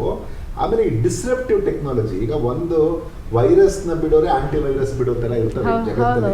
ಯಾರು ಅದೇ ತರದಲ್ಲಿ ಈಗ ಡಿಸ್ರಪ್ಟ್ ಮಾಡುವಂತವ್ರು ಕಲ್ತ್ಕೊಂಡಿದ್ದಾರೆ. ಈಗ ರಾಷ್ಟ್ರಗಳು ಹೆಂಗಿದೆ ಅಂತಂದ್ರೆ, ಒಂದು ದೇಶನ ಹಾಳು ಮಾಡ್ಬೇಕು ಅಂದ್ರೆ ಆರ್ಥಿಕವಾಗಿ ಹೊಡಿಬೇಕು, ಇಲ್ಲಾಂದ್ರೆ ಅವ್ರ ತಂತ್ರಜ್ಞಾನ ವರ್ಕ್ ಆಗ್ದಂಗೆ ಆ ಮೂಮೆಂಟ್ ಅಲ್ಲಿ ಹಾಳು ಮಾಡ್ಬಿಡ್ಬೇಕು. ಸೊ ಈ ತರದ್ದೆಲ್ಲ ಮಾಡುವಾಗ ಈ ಏನು ನಮ್ಗೆ ತಂತ್ರಜ್ಞಾನದಲ್ಲಿ ಡಿಸ್ರಪ್ಟಿವ್ ಮಾಡುವಂಥದ್ದು ಇರುತ್ತಲ್ಲ, ಅದ್ರ ಜೊತೆಗೂ ಇದ್ರದ್ದು ಒಪ್ಪಂದ ಮಾಡ್ಕೊಂಡಿದ್ದಾರೆ. ಅದರ ಜೊತೆಗೆ ಏನಂದ್ರೆ ಈ ಕೌಂಟರ್ ಟೆರರಿಸಂ ಜೊತೆಗೆ ಅದನ್ನ ಹೆಂಗೆ ಪ್ರಿವೆಂಟ್ ಮಾಡೋದು, ಅದನ್ನ ಯಾವ್ಯಾವ್ದು ಸ್ಟ್ರೀಮ್ ಹಾಕ್ಬೇಕು ಅನ್ನೋದನ್ನ ಮಾಡಿದ್ದಾರೆ. ಆಮೇಲೆ ಕ್ರಿಟಿಕಲ್ ಇನ್ಫ್ರಾಸ್ಟ್ರಕ್ಚರ್ ಯಾವ್ದಾದ್ರು ಇವಾಗ ಅವರಲ್ಲಿ ತಂತ್ರಜ್ಞಾನ ಜಾಸ್ತಿ ಇದ್ದಾಗ ಅದನ್ನು ನಮ್ಮ ಜೊತೆಗೆ ಶೇರ್ ಮಾಡುವಂಥದ್ದು. ಈಗ ಬೇಸಿಕಲಿ ಯುರೋಪ್ ನಮ್ಗಿಂತ ಒಂದಷ್ಟು ಮಟ್ಟಕ್ಕೆ ತಂತ್ರಜ್ಞಾನದಲ್ಲಿ ಮುಂದೆ ಇದೆ, ಅದನ್ನ ಅಕ್ಸೆಪ್ಟ್ ಮಾಡಬೇಕು. ಈಗ ಭಾರತ ಕೂಡ ಗ್ರಾಜುವಲ್ ಆಗಿ ನಾವು ಕ್ಯಾಚಪ್ ಮಾಡ್ತಾ ಇದ್ದೀವಿ. ಸೊ ಆ ಟೈಮ್ಗೆ ಇವಾಗ ಏನಾಗುತ್ತೆ ಅಂದ್ರೆ, ನಾನೇ ಎಲ್ಲವನ್ನ ಇವಾಗ ನಮ್ಗೆ ಸೂಪರ್ ಕಂಪ್ಯೂಟರ್ ಕೊಡಲ್ಲ ಅಂತ ಅಮೆರಿಕ ಒಂದು ಕಾಲದಲ್ಲಿ ಹೇಳಿದಾಗ, ಮತ್ತೆ ಕ್ರೊನೋಜೆನಿಕ್ ಎಂಜಿನ್ ರಷ್ಯಾ ಕೊಡಲ್ಲ ಅಂತ ಹೇಳಿದಾಗ, ಭಾರತ ಖಂಡಿತ ತಿರುಗಿ ಮತ್ತೆ ಅದನ್ನ ತಾನೇ ನಿರ್ಮಿಸ್ತು. ಆದ್ರೆ ಅದು ಸಮಯ ಹಿಡಿತು. ನಿಮ್ಗೆ ಅದಕ್ಕೊಂದು ಅವರೇ ಕೊಟ್ಟಿದ್ದಿದ್ರೆ ನಾವು ಇನ್ನೊಂದು 5 ವರ್ಷ ಮುಂದೆ ಇರ್ತಾ ಇದ್ದೆ ತಂತ್ರಜ್ಞಾನದಲ್ಲಿ. ಈಗ ನಾವೇ ಕಷ್ಟಪಟ್ಟು ಮಾಡಿ ಒಂದು 5 ವರ್ಷ 6 ವರ್ಷ ರಿಸರ್ಚ್, 10 ವರ್ಷ ಆಗಿದೆ ಕೆಲವು ಸರಿ. ಸೊ ಈ ತರ ಎಲ್ಲ ಆಗಿದೆ. ಈಗ ನಾವು ಸೂಪರ್ ಕಂಪ್ಯೂಟರ್ ಅಮೆರಿಕಕ್ಕೆ ಕೊಡ್ತಾ ಇದ್ದೀವಿ. ಈಗ ಏನಂದ್ರೆ ಇವರು ನಮ್ಗೆ ಒಂದ್ ವೇಳೆ ತಂತ್ರಜ್ಞಾನ ಇದು ನಿಜವಾಗ್ಲೂ ಕರೆಕ್ಟ್ ಆಗಿ ನಮ್ಮಿಂದ ಅವ್ರಿಗೆ ಇದು ಅನುಕೂಲ ಆಗಿ, ಅವರಿಂದ ನಮ್ಗೆ ಅನುಕೂಲ ಆಗಿ, ನಮ್ಗೆ ತಂತ್ರಜ್ಞಾನ ಎಲ್ಲ ಆದ್ರೆ ಖಂಡಿತ ಇದ್ರದ್ದು ಅವರಲ್ಲಿ ಏನಿಗಾಗಿದೆ ಅದರಿಂದ ನಾವು ಮುಂದಕ್ಕೆ ಹೋಗ್ಬೋದು ಅಂತ. ಎಲ್ಲವನ್ನ ನಾವೇ ಸ್ಟಾರ್ಟ್ ಇಂದ ಫ್ರೆಶ್ ಇಂದ ಶುರು ಮಾಡಬೇಕಾಗಿರುವಂತ ಅಗತ್ಯತೆಗಳು ಬೀಳಲ್ಲ. ಎಸ್ಪೆಷಲಿ ಡಿಫೆನ್ಸ್ ಅಲ್ಲಿ ಸಾಕಷ್ಟು ರಿಸ್ಟ್ರಿಕ್ಷನ್ಸ್ ಇದೆ. ಈಗ ರಫೇಲ್ ಮಾಡುವಾಗ ಇದನ್ನು ಯಾರ ಮೇಲೆ ಬಳಸಬೇಕು, ಎಷ್ಟು ಇದು ಮಾಡಬೇಕು, ಎಲ್ಲ ಒಂದು ಈಗ ಈ ತರದೊಂದು ಅಗ್ರಿಮೆಂಟ್ ಇದ್ದಾಗ ಇಟ್ ಬಿಕಮ್ಸ್ ಈಸಿ. ಮತ್ತೆ ಅವ್ರ ಜೊತೆ ನಾವು ವ್ಯಾಪಾರ ಮಾಡುವಾಗ ಇನ್ನೊಂದು ರಾಷ್ಟ್ರ ಹೇಳ್ತಿರುತ್ತೆ ಅವರಿಂದ ತಗೋಕೂಡ್ದು. ಈಗ ಅಮೆರಿಕ ಅಂತ ರಾಷ್ಟ್ರಗಳು ನೀವು ಇವರಿಂದ ಈ ಯುದ್ಧ ವಿಮಾನ ತಗೋಬಾರ್ದು, ಇದನ್ನ ಮಾಡಬಾರ್ದು ಅಂತ. ಈಗ ಇದು ದೊಡ್ಡ ಬ್ಲಾಕ್. ನೀವು ಆರ್ಥಿಕವಾಗಿ ನೋಡಿದ್ರೆ 2ನೇ ಮಹಾಶಕ್ತಿಯಾಗಿ ಉಳಿಯುತ್ತೆ. ಆ GDP ಟರ್ಮ್ಸ್ ಅಲ್ಲಿ ನೀವು ವಿಶ್ವದ ಇದನ್ನ ಅದನ್ನು ಇಡೀ ಯುರೋಪ್ 27 ಒಂದು ಅಂತ ತಗೊಳ್ಳೋದಾದ್ರೆ ಅವ್ರದ್ದು 21% ಆಲ್ಮೋಸ್ಟ್ ಬರುತ್ತೆ, 20% ಬರುತ್ತೆ. ಸೊ ಹಂಗಿರುವಾಗ ಏನಾಗುತ್ತೆ, ಖಂಡಿತವಾಗಿಯೂ ಇದು ಚೈನಾಗಿಂತ ಜಾಸ್ತಿ ಆಗುತ್ತೆ ಆಗ. ಸೊ ಚೈನಾಗೂ ಒಂದ್ ರೀತಿಯಲ್ಲಿ ನನ್ನ ಪ್ರಕಾರ ಇದು ಚೈನಾಗೂ ಒಂದು ಲೆಸನ್ನೇ. ಇವಾಗ ನೀವು ನಮ್ಗೆ ಅನ್ನೆಸರಿ ಅರುಣಾಚಲ್ ಪ್ರದೇಶ ಒಂದ್ಸರಿ ಇದು ಹಿಂಗೆ ನಮ್ಗೆ ಥ್ರೆಟನ್ ಮಾಡ್ತಾ ಇರ್ತೀರಿ. ಅದ್ರ ಬದಲು ಇವಾಗ ನೋಡಿ, ಅಲ್ಲಿ ಯೂರೋ 27 ಇಂಟ್ರೆಸ್ಟ್ ಜೊತೆಗೆ ಭಾರತ ಇದೆ, ನಾವು ಇವ್ರ ಜೊತೆಗೆ ಹೋಗ್ಬೋದಲ್ವ ಇವಾಗ ಅಮೆರಿಕನ್ ಎದುರಿಸ್ಲಿಕ್ಕೆ ಅಂತ. ಆಕ್ಚುಲಿ ಇವ್ರು ನಮಗ್ ತೊಂದರೆ ಮಾಡ್ತಾ ಇರ್ಬೋದು, but biggest threat for China is America. So ಹಂಗಾಗಿ ಖಂಡಿತವಾಗಿಯೂ ಅವರು ನಮ್ಮ ಜೊತೆ ಕೈ ಜೋಡಿಸ್ಲಿಕ್ಕೆ ಇದೊಂದು ಮೆಸೇಜ್ ಆಗ್ಬೋದಾ ಅಂತ ನನಗೆ ಅನ್ಸುತ್ತೆ. ಹಾಗೇನೆ ಬೇರೆ ಬೇರೆ ಬ್ಲಾಕ್ಸ್ಗಳಲ್ಲಿ ಗಮನಿಸಿ, ಈಗ ಅಲ್ಲಿ ಕೆನಡಾ ಜೊತೆಗಿರ್ಬೋದು, ಗ್ರೀನ್ಲ್ಯಾಂಡ್ ಇರ್ಬೋದು, ಮತ್ತೆ ಈ ತರದ ಎಲ್ಲ ರಾಷ್ಟ್ರಗಳು ಇವಾಗ ಒಂದು ಕೈ ಜೋಡಿಸ್ಲಿಕ್ಕೆ ಶುರು ಮಾಡಿದ್ರೆ ನಿಮ್ಗೆ ಭಾರತಕ್ಕೆ ಇನ್ನೊಂದು ಅಡ್ವಾಂಟೇಜ್ ಇದೆ. ಈಗ ನಮ್ದು ರೂಪಾಯಿಯ ಮೌಲ್ಯ ಕಡಿಮೆ ಇದೆ, 91 ರೂಪಾಯಿ ಇದೆ ಡಾಲರ್ಗೆ. ಈಗ ಡಿಡಾಲರೈಸೇಷನ್ ಶುರು ಆಗಿದೆ. ನಾವು ಮಾಡೋದಿಲ್ಲ, ನಾವು ಡಾಲರಲ್ಲೇ ವ್ಯಾಪಾರ ಮಾಡಿದ್ರಿಂದ ನಿಮ್ಗೆ ಇಷ್ಟೆಲ್ಲ ಡ್ಯಾನ್ಸಲಿ ಮಾಡ್ತಾ ಇದ್ದೀರಿ ನೀವು. ಈಗ ನಾವು ಟ್ರೇಡ್ ಮಾಡ್ಕೊಳ್ಳೋಣ, ನಮ್ಮ ಕರೆನ್ಸಿಯಲ್ಲೇ ಇದು ಮಾಡೋಣ. ಈಗ ಭಾರತದಲ್ಲಿ ಪ್ರೊಡಕ್ಷನ್ ಲಿಂಕ್ಡ್ ಇನ್ಸೆಂಟಿವ್ ಸ್ಕೀಮ್ಸ್ ಆದಮೇಲೆ ನಮ್ಮಲ್ಲಿ ಮ್ಯಾನುಫ್ಯಾಕ್ಚರಿಂಗ್ ಗ್ರಾಜುವಲ್ ಆಗಿ ಮೂವ್ ಆಗ್ತಾ ಇದೆ. ಮುಂಚೆ ಏನಾಯ್ತು ಅಂದ್ರೆ, ನಾವು ಒಂದು ಕಾಲದಲ್ಲಿ ಕೃಷಿ ಆರ್ಥಿಕತೆ ಇದ್ವಿ, ಕೃಷಿಯಿಂದ ಡೈರೆಕ್ಟ್ ನಾವು ಸರ್ವಿಸ್ಗೆ ಲೀಪ್ ಫ್ರಾಗಿಂಗ್ ಮಾಡ್ಬಿಟ್ವಿ. ನಮ್ಮಲ್ಲಿ ಯಾವತ್ತು ಮ್ಯಾನುಫ್ಯಾಕ್ಚರಿಂಗ್ಗೆ ಆ ದೊಡ್ಡ ಮಟ್ಟದ ಬೂಸ್ಟ್ ಸಿಕ್ಲಿಲ್ಲ. ಈಗ ಏನಾಗ್ತದೆ, ಅದಕ್ಕೆ ಸಿಗ್ತಾ ಇದೆ. ಪ್ರೊಡಕ್ಷನ್ ಲಿಂಕ್ಡ್ ಇನ್ಸೆಂಟಿವ್ ಇಂದ ನಮ್ಗೆ ಸಿಕ್ಕಿರುವಂತ ಅಡ್ವಾಂಟೇಜ್ ನೀವು ನೋಡಿದ್ರೆ, ಈಗ ಇದರಿಂದ ನಮಗೆ ಇವ್ರ ಜೊತೆ ಟ್ರೇಡನ್ನು ಮಾಡಿಕೊಂಡು ಒಂದು ಸ್ವಲ್ಪ ಹ್ಯಾಂಡ್ ಹೋಲ್ಡಿಂಗ್ ಸರ್ಕಾರ ಮಾಡ್ತಾ ಇದೆ ಈಗಾಗಲೇ, ಇನ್ನಷ್ಟು ಜಾಸ್ತಿ ಮಾಡಿ ಈ ಸಂದರ್ಭದಲ್ಲಿ. ಮತ್ತೆ ಇನ್ನೊಂದೇನು ಅಂತಂದರೆ, ಈ ಅಗ್ರಿಕಲ್ಚರ್ ವಿಚಾರಕ್ಕೆ ಬಂದಾಗ್ಲೂ ಸೇಫ್ ಗಾರ್ಡ್ ಮಾಡಿರೋದನ್ನು ನೀವು ಗಮನಿಸಬೇಕು. ಆಮೇಲೆ ಇನ್ನೊಂದು ನನಗೆ ತುಂಬ ಪ್ರಮುಖವಾಗಿ ಕಾಣೋದೇನು ಅಂತಂದರೆ, ಇಂಡಿಯಾ ಕ್ಲಿಯರ್ ಆಗಿ ಮೆಸೇಜ್ ಕೊಟ್ಟಿದೆ ಇಡೀ ವಿಶ್ವಕ್ಕೆ, ನೋಡಿ ನಾವು ನಮ್ಮ ಫಾರ್ಮರ್ಸ್ನ ಪ್ರೊಟೆಕ್ಟ್ ಮಾಡ್ತೀವಿ, ನಮ್ಮ ಡೈರಿನ ನಾವು ಪ್ರೊಟೆಕ್ಟ್ ಮಾಡ್ತೀವಿ. ಯಾಕೆಂದರೆ ಇವತ್ತು ನಾವು ಸರ್ವಿಸ್ ಲೆಡ್ ಎಕಾನಮಿ ಆದ್ರೂ ಕೃಷಿಯನ್ನು ಅವಲಂಬಿಸಿರೋ ಸಂಖ್ಯೆ ಜಾಸ್ತಿ. ವರ್ಕ್ ಫೋರ್ಸಲ್ಲಿ ಈಗಲೂ ಮೆಜಾರಿಟಿ ಎಲ್ಲಿದ್ದಾರೆ ಅಂದರೆ ಕೃಷಿಯಲ್ಲಿದ್ದಾರೆ. ನಾವು ಅವರನ್ನು ಪ್ರೊಟೆಕ್ಟ್ ಮಾಡಬೇಕು, ಡೈರಿ ಪ್ರೊಟೆಕ್ಟ್ ಮಾಡದೇ ಇದ್ದರೆ. ಮತ್ತು ಕಲ್ಚರಲಿ ಆಲ್ಸೋ ಎಮೋಷ್ನಲಿ ಕೆಲವು ಸೆನ್ಸಿಟಿವ್ ಇಶ್ಯೂಸ್ ಇದೆ, ಕೆಲವನ್ನ ನಾವು ಇಲ್ಲಿ ಉಪಯೋಗಿಸೋದಿಲ್ಲ. ಯಾವುದು ಈಗ ಮೀಟ್ನ ಫೀಡ್ ಮಾಡಿ ನೀವು ಕೌಗೆ ಮಾಡುವಂಥದ್ದು ಇದೆ ಯುರೋಪಲ್ಲಿ, ಅಲ್ಲಿ ಅದನ್ನು ನಾವಿಲ್ಲಿ ಒಪ್ಕೊಳ್ಳಲ್ಲ ಕಲ್ಚರಲಿ. ಸೊ ಆ ಥರದ್ದೊಂದು ಸಾಂಸ್ಕೃತಿಕವಾಗಿಯೂ ನಾವು ಅದನ್ನು ಪ್ರೊಟೆಕ್ಟ್ ಮಾಡ್ಕೊಳ್ತಾನೆ. ಭಾರತ ಈಗ ನೋಡಿ, ರೂಪಾಯಿಯ ಮೌಲ್ಯ ಅವಾಗೇನಾಗುತ್ತೆ, ಇಷ್ಟೊಂದು ಇದಾಗಲ್ಲ. ಈಗೇನು ಡಾಲರ್ಗೆ ಎಲ್ಲ ನಾವು ಡಾಲರ್ ಅವ್ರು ಪ್ರಿಂಟು ಮಾಡ್ಕೊಳ್ಳೋಕೆ ಅವಕಾಶ ಇತ್ತು, ಯಾಕೆಂದರೆ ಎಲ್ಲರೂ ನಾವು ಸಾಲನೂ ಅದರಲ್ಲೇ ಮಾಡ್ತಾ ಇದ್ವಿ. ಮತ್ತು ಏನಾಗ್ತಾ ಇತ್ತು ಅಂತಂದರೆ, ಅವ್ರಿಗೆ ಅಡ್ವಾಂಟೇಜ್ ಏನು ಅಂತಂದರೆ, ಅನೇಕ ರಾಷ್ಟ್ರಗಳು ಡಾಲರಲ್ಲಿ ಕೂಡ ಒಂದಷ್ಟು ಅವ್ರದ್ದು ಪೋರ್ಟ್ಫೋಲಿಯೋದಲ್ಲಿ ರಿಸರ್ವ್ಸ್ ಇಟ್ಕೊಳ್ತಾ ಇತ್ತು. ಇವಾಗ ಏನಂದರೆ ಗೋಲ್ಡಲ್ಲಿ ಇಟ್ಕೊಳ್ತೀವಿ ಅಂತ, ಗೋಲ್ಡ್ ಬೆಲೆ ಜಾಸ್ತಿ ಆಗಿದೆ. ಅದಕ್ಕಾಗಿ ಕೇಂದ್ರ ಬ್ಯಾಂಕ್ಗಳೆಲ್ಲ ನಾವು ನಮ್ಮ ಮೊದಲು ಅಲ್ಲಿಟ್ಟಿರೋರು ವಾಪಸ್ ತರ್ತಾ ಇದ್ದಾರೆ, ಅವ್ರವ್ರ ದೇಶಕ್ಕೆ ತಗೊಂಡು ಹೋಗ್ತಾ ಇದ್ದಾರೆ ಗೋಲ್ಡ್ನ. ಮತ್ತೆ ಈ ದೇಶಕ್ಕೆ ಏನಾಗ್ತದೆ, ಕೇಂದ್ರ ಬ್ಯಾಂಕ್ಗಳು ಗೋಲ್ಡ್ ಮತ್ತು ಸಿಲ್ವರ್ ಎರಡನ್ನೂ ಪರ್ಚೇಸ್ ಮಾಡ್ತಾ ಇದೆ. 2022 ಆದಮೇಲೆ ನೀವು ನೋಡಿದ್ರೆ ಆವ್ರೇಜ್ ಹೆಚ್ಚು ಕಮ್ಮಿ 1,000 ಟನ್ ಈ ಕೇಂದ್ರ ಬ್ಯಾಂಕ್ಗಳು ಪರ್ಚೇಸ್ ಮಾಡ್ತಾ ಇದೆ. ನೀವು ವರ್ಲ್ಡ್ ಗೋಲ್ಡ್ ಕೌನ್ಸಿಲ್ ಏನಿದೆ ಲಂಡನ್ನಲ್ಲಿ, ಅದರದ್ದು ಹೆಡ್ ಕ್ವಾರ್ಟರ್ಸ್ ಇದೆ, ಅವರು ಹೇಳೋ ಪ್ರಕಾರ ಇನ್ನು 5 ವರ್ಷ ಇದೇ ಥರ ನಡೆಯುತ್ತೆ, ಕೇಂದ್ರ ಬ್ಯಾಂಕ್ಗಳು ಕೊಂಡ್ಕೊಳ್ಳೋದು ಜಾಸ್ತಿ ಆಗುತ್ತೆ ಅಂತ ಹೇಳುತ್ತೆ. ಅಂದರೆ ಇವೆಲ್ಲ ಆದಾಗ ಏನಾಗುತ್ತೆ, ಒಂದು ಡಿಡಾಲರೈಸೇಷನ್ ಆಗುತ್ತೆ. ಅದರಿಂದ ಏನಾಗುತ್ತೆ, ನಮ್ಮ ಟ್ರೇಡ್ ಜಾಸ್ತಿ ಆಗ್ತಾ ರುಪಿಗೆ ವ್ಯಾಲ್ಯೂ ಜಾಸ್ತಿ ಆಗುತ್ತೆ, ನಮ್ಮದು ಕರೆಂಟ್ ಅಕೌಂಟ್ ಡೆಫಿಸಿಟ್ ಕಡಿಮೆ ಆಗುತ್ತೆ, ನಮ್ಮ ಟ್ರೇಡ್ ಜಾಸ್ತಿ ಆಗುತ್ತೆ, ನಮ್ಮ ಜನಕ್ಕೆ ಕೆಲಸ ಸಿಗುತ್ತೆ. ನಮ್ಮ ಜನಕ್ಕೆ ಕೆಲಸ ಸಿಕ್ಕಾಗ ನಮ್ಮ ಸ್ಟ್ಯಾಂಡರ್ಡ್ ಆಫ್ ಲಿವಿಂಗ್ ಜಾಸ್ತಿ ಆಗುತ್ತೆ. ಆವಾಗ ಭಾರತ ಏನು ಯೋಚನೆ ಮಾಡ್ತಾ ಇದೆ, ವಿಕಸಿತ ಭಾರತ 2047ಕ್ಕೆ ನಮ್ಮ 30 ಟ್ರಿಲಿಯನ್ ಆರ್ಥಿಕತೆ ಆಗಬೇಕು ಅಂತ ನಾವೇನು ಯೋಚನೆ ಮಾಡ್ತಾ ಇದ್ದೀವಿ, ಅದಕ್ಕೆ ಇದಕ್ಕೊಂದು ಇನ್ನೊಂದು ಬೂಸ್ಟ್ ಸಿಕ್ಕಂಗಾಗತ್ತೆ. ಈಸಿಯಾಗಿ ಭಾರತ ಅವಾಗ ನಮ್ಮದು ಟಾರ್ಗೆಟ್ ಏನು 30 ಟ್ರಿಲಿಯನ್ ಆರ್ಥಿಕತೆ ಇದೆ, ಈಗ ನಾವು ಇನ್ನೂ 4.25 ಟ್ರಿಲಿಯನ್ ಆರ್ಥಿಕತೆ, ಇನ್ನೊಂದು 21 ವರ್ಷ. ಈ 21 ವರ್ಷದಲ್ಲಿ ನಾವು 30 ಟ್ರಿಲಿಯನ್ ಆರ್ಥಿಕತೆ ಆಗ್ಬೇಕಂದಾಗ ಇಂಥ ಒಂದು ಟ್ರೇಡ್ ಡೀಲ್ ಇದೆಯಲ್ಲ, ಅದಕ್ಕಾಗಿ ಇದು ಐತಿಹಾಸಿಕ. ಅದಕ್ಕೆ ಇದನ್ನ ಏನಾದ್ರು ಮದರ್ ಆಫ್ ಆಲ್ ಡೀಲ್ಸ್ ಅಂತ ಕೇಳಿದ್ರೆ ನನಗೆ ಆಶ್ಚರ್ಯ ಆಗಿಲ್ಲ. ಯಾಕೆ ಅಂದ್ರೆ ಭಾರತಕ್ಕೂ ಅಡ್ವಾಂಟೇಜ್ ಇದೆ, ಅವ್ರಿಗೂ ಅಡ್ವಾಂಟೇಜ್ ಇದೆ. ಭಾರತಕ್ಕೆ ಏನಾಗಿತ್ತು ಅಂತಂದ್ರೆ, ಇವ್ರಿಗೆ ಡೆಮೋಗ್ರಫಿಕ್ ಡಿವಿಡೆಂಡ್ ಎಂಜಾಯ್ ಮಾಡ್ತಾ ಇದೀವಿ ನಾವು. ನಮ್ಮಲ್ಲಿ ಭಾರತದ ಆವರೇಜ್ ಏಜ್ ಇವತ್ತು 28.5 ವರ್ಷ. ಯುವಶಕ್ತಿ ತುಂಬಿದೆ ನಮ್ಮಲ್ಲಿ. ಆ ಯುವಕರಿಗೆ ಈಗ ಸ್ಕಿಲ್ ಕೊಡುವಂಥ ಕೆಲಸ ಸರ್ಕಾರಗಳು ಮಾಡ್ತಾ ಇದೆ. ಅಲ್ಲಿ ಯುವಕರು ಜೋಶಲ್ಲಿದ್ದಾರೆ, ಇನ್ನೂ ನಾವು ಹೆಚ್ಚೆಚ್ಚು ಕಲಿಬೇಕು, ಕಲ್ತ್ಕೋಬೇಕು ಅಂತ. ಇದೊಂದು ಅವಕಾಶ ಇದ್ದಾಗ ಬಳಸ್ಕೋತಾರೆ, ಇನ್ನಷ್ಟು ಹೆಚ್ಚು ತಯಾರಿಸ್ತಾರೆ, ಆ ದೇಶಗಳಿಗೆ ವ್ಯಾಪಾರ ಮಾಡ್ಲಿಕ್ಕೆ ಅವಕಾಶ ಇದೆ. ಇವೆಲ್ಲ ಮಾಡಿದಾಗ ಏನಾಗುತ್ತೆ, ಭಾರತನೂ ಸದೃಢ ಆಗುತ್ತೆ. ಈಗ ನಾವು ಎಮರ್ಜಿಂಗ್ ರಾಷ್ಟ್ರಗಳಲ್ಲಿ ನಂಬರ್ 1 ಇದ್ದೀವಿ ಗ್ರೋತ್ ರೇಟಲ್ಲಿ. ಆಗ ನಾವು ಇಡೀ ವರ್ಲ್ಡಲ್ಲಿ ಕೂಡ ಯಾವುದೇ ರಾಷ್ಟ್ರಗಳಿಗೂ ನೀವು ಕಂಪೇರ್ ಮಾಡಿದ್ರು ನಮ್ಮದೇ ಗ್ರೋತ್ ರೇಟ್ ನಂಬರ್ 1 ಇರುತ್ತೆ. ಖಂಡಿತ ಆರ್ಥಿಕತೆ ಈಗ ನಾವು ಇನ್ನೊಂದು 3 ವರ್ಷದಲ್ಲಿ ನಾವು ಪ್ಲಾನ್ ಇರೋದು ಅಂತ 10 ಟ್ರಿಲಿಯನ್ ಆಗಬೇಕು ಅಂತ, ಅದು ರೀಚ್ ಆಗ್ಬಿಡ್ತೀವಿ ಈಸಿಯಾಗಿ. 30 ಟ್ರಿಲಿಯನ್ ಅದರಿಂದ ಲೀಪ್ ಫ್ರಾಗಿಂಗ್ ಆಗ್ತಾ ಹೋಗುತ್ತೆ ಅಂತ ನನಗೆ ಅನ್ಸುತ್ತೆ. ಸರಿ, ನಾ ಯದುಕುಮಾರ್ ಸರ್, ಬಹುಮುಖ್ಯವಾಗಿ ಚಿನ್ನ ಅಂದರೆ ಹೆಣ್ಮಕ್ಳಿಗೆ ಒಂಥರ ಸಂಭ್ರಮ ಸಡಗರ ಅಂತಲೇ ಹೇಳ್ಬೋದು. ಅಂದರೆ ಕಷ್ಟ ಕಾಲಕ್ಕೆ ಆಗೋದು ಅದೇ ಅಂತ ಹೆಣ್ಮಕ್ಳು ಜಾಸ್ತಿ ಆಸೆ ಪಡ್ತಾರೆ. ಸೊ ಈಗ ಈ ಒಪ್ಪಂದದಿಂದ ಏನಾದರೂ ಚಿನ್ನ ರೇಟ್ ಕಮ್ಮಿ ಆಗಬಹುದಾ ಅಂತ? ಇಲ್ಲ ಮೇಡಮ್, ಇದು ಆಗಲ್ಲ ಅಂತೀರಾ? ಯಾಕಂದ್ರೆ ಒಂದು ನಿರೀಕ್ಷೆ ಇರ್ತಾರೆ, ಯುರೋಪ್ ಇದು ಒಪ್ಪಂದ ಆಗ್ತಿದೆ ಅಂತಂದ್ರೆ ಚಿನ್ನ ರೇಟ್ ಕಮ್ಮಿ ಆಗ್ಬಿಡ್ಬೋದೇನೋ ಅನ್ನೋ ನಿರೀಕ್ಷೆ ಇರುತ್ತೆ. ಎರಡು ವಿಚಾರ ಇದೆ. ಒಂದು ಏನಂತೇಳಿ ಅವ್ರು ಹೇಳಿದಂಗೆ dedollarisation, security bonds of the US dilute ಮಾಡಿ ಅದಕ್ಕೆ ಸೈಲೆಂಟ್ಲಿ ಗೋಲ್ಡ್ ಪರ್ಚೇಸ್ ಮಾಡಿದೆ. ನಮ್ಮ ಸೇಫ್ಟಿಗೋಸ್ಕರ ಗೋಲ್ಡ್ ಪರ್ಚೇಸ್ ಮಾಡ್ತೀವಿ.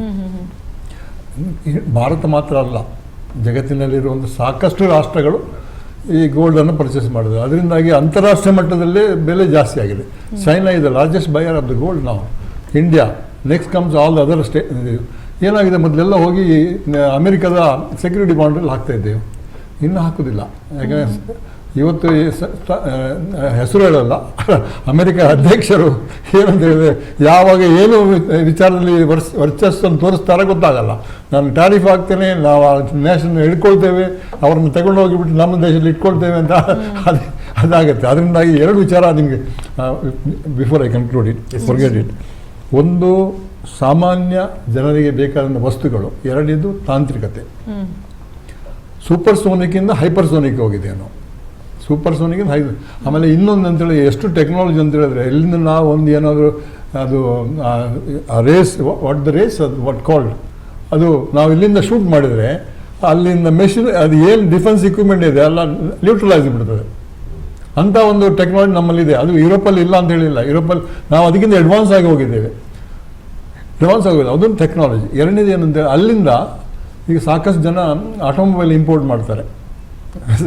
ಅದು ಒಂದು 50 ಲಕ್ಷ ಇದ್ದದ್ದು ಇಲ್ಲಿ ಬರುವಾಗ 1 ಕೋಟಿ ಮೇಲೆ ಆಗುತ್ತೆ, ಅದಕ್ಕೆ 1.5 ಕೋಟಿ ಆಗುತ್ತೆ. ಅಂದರೆ ಅಷ್ಟು ಒಂದು 100% ಟಾರಿಫ್ ಮೇಲೆ ಇದೆ. ಅದು 110% ಇದೆ, 110% ಇದೆ. ಈಗ ಅಲ್ಲಿ ಬೆಲೆ ಸಾಮಾನ್ಯ ಬೆಲೆ ಅಲ್ಲಿ 60 ಲಕ್ಷ ನಮ್ಮ ಲೆಕ್ಕದಲ್ಲಿದ್ದರೆ ಇಲ್ಲಿ ಬರೋವಾಗ 1 ಕೋಟಿ 20 ಲಕ್ಷ ಆಗುತ್ತೆ. ಅದೇನಾಗುತ್ತೆ ನಮ್ಮಲ್ಲಿ ಕೆಲವರಿಗೆ ಒಂದು ಏನೋ ಇಲ್ಲಿ ನಮ್ಮಲ್ಲಿ ಸಾಕಷ್ಟು ಇದೆ, ಅಡ್ವಾನ್ಸ್ ಟೆಕ್ನಾಲಜಿ ಇರುವಂಥ ಆಟೋಮೊಬೈಲ್ಸ್ ಇದೆ. ಆದರೂ ಯಾವುದೋ ಒಂದು ಅಲ್ಲಿಂದ ಮೋರಿಸ್ ಮೈನರು ಒರಿಜಿನಲ್ ತಗೊಂಡು ಬರ್ತೇನೆ ಅಂತ ಇಟ್ಕೊಳ್ಬೋದು. ಆವಾಗ ನನಗೇನಾಗಿದೆ, ಒಂದು ಕಾರಿಂದ ತಗೊಂಡು ಬಂದು ಇಲ್ಲಿ ಇಟ್ಕೊಂಡಿದ್ದೆ, ಬಾಕಿಯೆಲ್ಲ ಇಲ್ಲೇ ಇದೆ ಅದು ಹೇಳೋದು. ಆವಾಗ ರೇಟ್ ಕಮ್ಮಿ ಆಗುತ್ತೆ. ಒಂದು ಅದಾಯಿತು. ಎರಡನೇದು ಏನಂತ ಹೇಳಿದ್ರೆ ನಾವು ತಾಂತ್ರಿಕತೆಯಲ್ಲಿ ಏನಂದ್ರೆ ನಮ್ಮಲ್ಲೂ ಅಡ್ವಾನ್ಸ್ ಆಗಿದ್ದೇವೆ. ನಾವು ಸಾಕಷ್ಟು ಅಡ್ವಾನ್ಸ್ ಆಗಿದೆ. ಎಲ್ಲ ಡಿಫೆನ್ಸಲ್ಲಾಗಲಿ ಮ್ಯಾನುಫ್ಯಾಕ್ಚರಿಂಗ್ ಆಗಲಿ ಅಥವಾ ಮ್ಯಾನುಫ್ಯಾಕ್ಚರಿಂಗ್ಲಿ ಹೈ ಎಂಡ್ ಮ್ಯಾನುಫ್ಯಾಕ್ಚರಿಂಗ್ ಮೆಷಿನ್ ತರಿಸ್ತೇವೆ. ಈಗ ಇನ್ನು ಮುಂದಕ್ಕೆ ಏನಾಗುತ್ತೆ ಅಂತ ಹೇಳಿದ್ರೆ ಇಲ್ಲಿ ನಾವು ಉತ್ಪಾದನೆ ಮಾಡುವಂಥ ಅವಕಾಶ ಬೆಳೆದಿದೆ. ಕೇವಲ ನಾವು ಅಲ್ಲಿಂದ ಅವರಿಗೆ ಸಪ್ಲೈ ಮಾಡೋದಲ್ಲ, ನಾವು ಇಲ್ಲಿ ಉತ್ಪಾದನೆ ಮಾಡಿ Europe will get manufactured in India. ಈಗ ಮೊದಲು ನಾವು ಅಲ್ಲಿತ್ತಲ್ಲ ಚೈನಾದಲ್ಲಿ ಮಾಡ್ತಾ ಇದ್ದಾರೆ. China will lose almost 25 to 30% of this manufacturing facilities. ಅಲ್ಲಿ ಏನಂತ ಹೇಳಿದ್ರೆ ಆಗುತ್ತೆ. ಅದನ್ನು ನಾವು ಇಂಡಿಯಾದಲ್ಲಿ ಮಾಡ್ತೇವೆ. ಇಂಡಿಯಾದಲ್ಲಿ ಏನಾಗಿದೆ ಅಂದರೆ ಎಲ್ಲ ಕಡೆಯಲ್ಲೂ ಈಗ ಉತ್ಪಾದನೆಗೆ ಪ್ರೋತ್ಸಾಹ ಕೊಡ್ತಾ ಇದ್ದಾರೆ.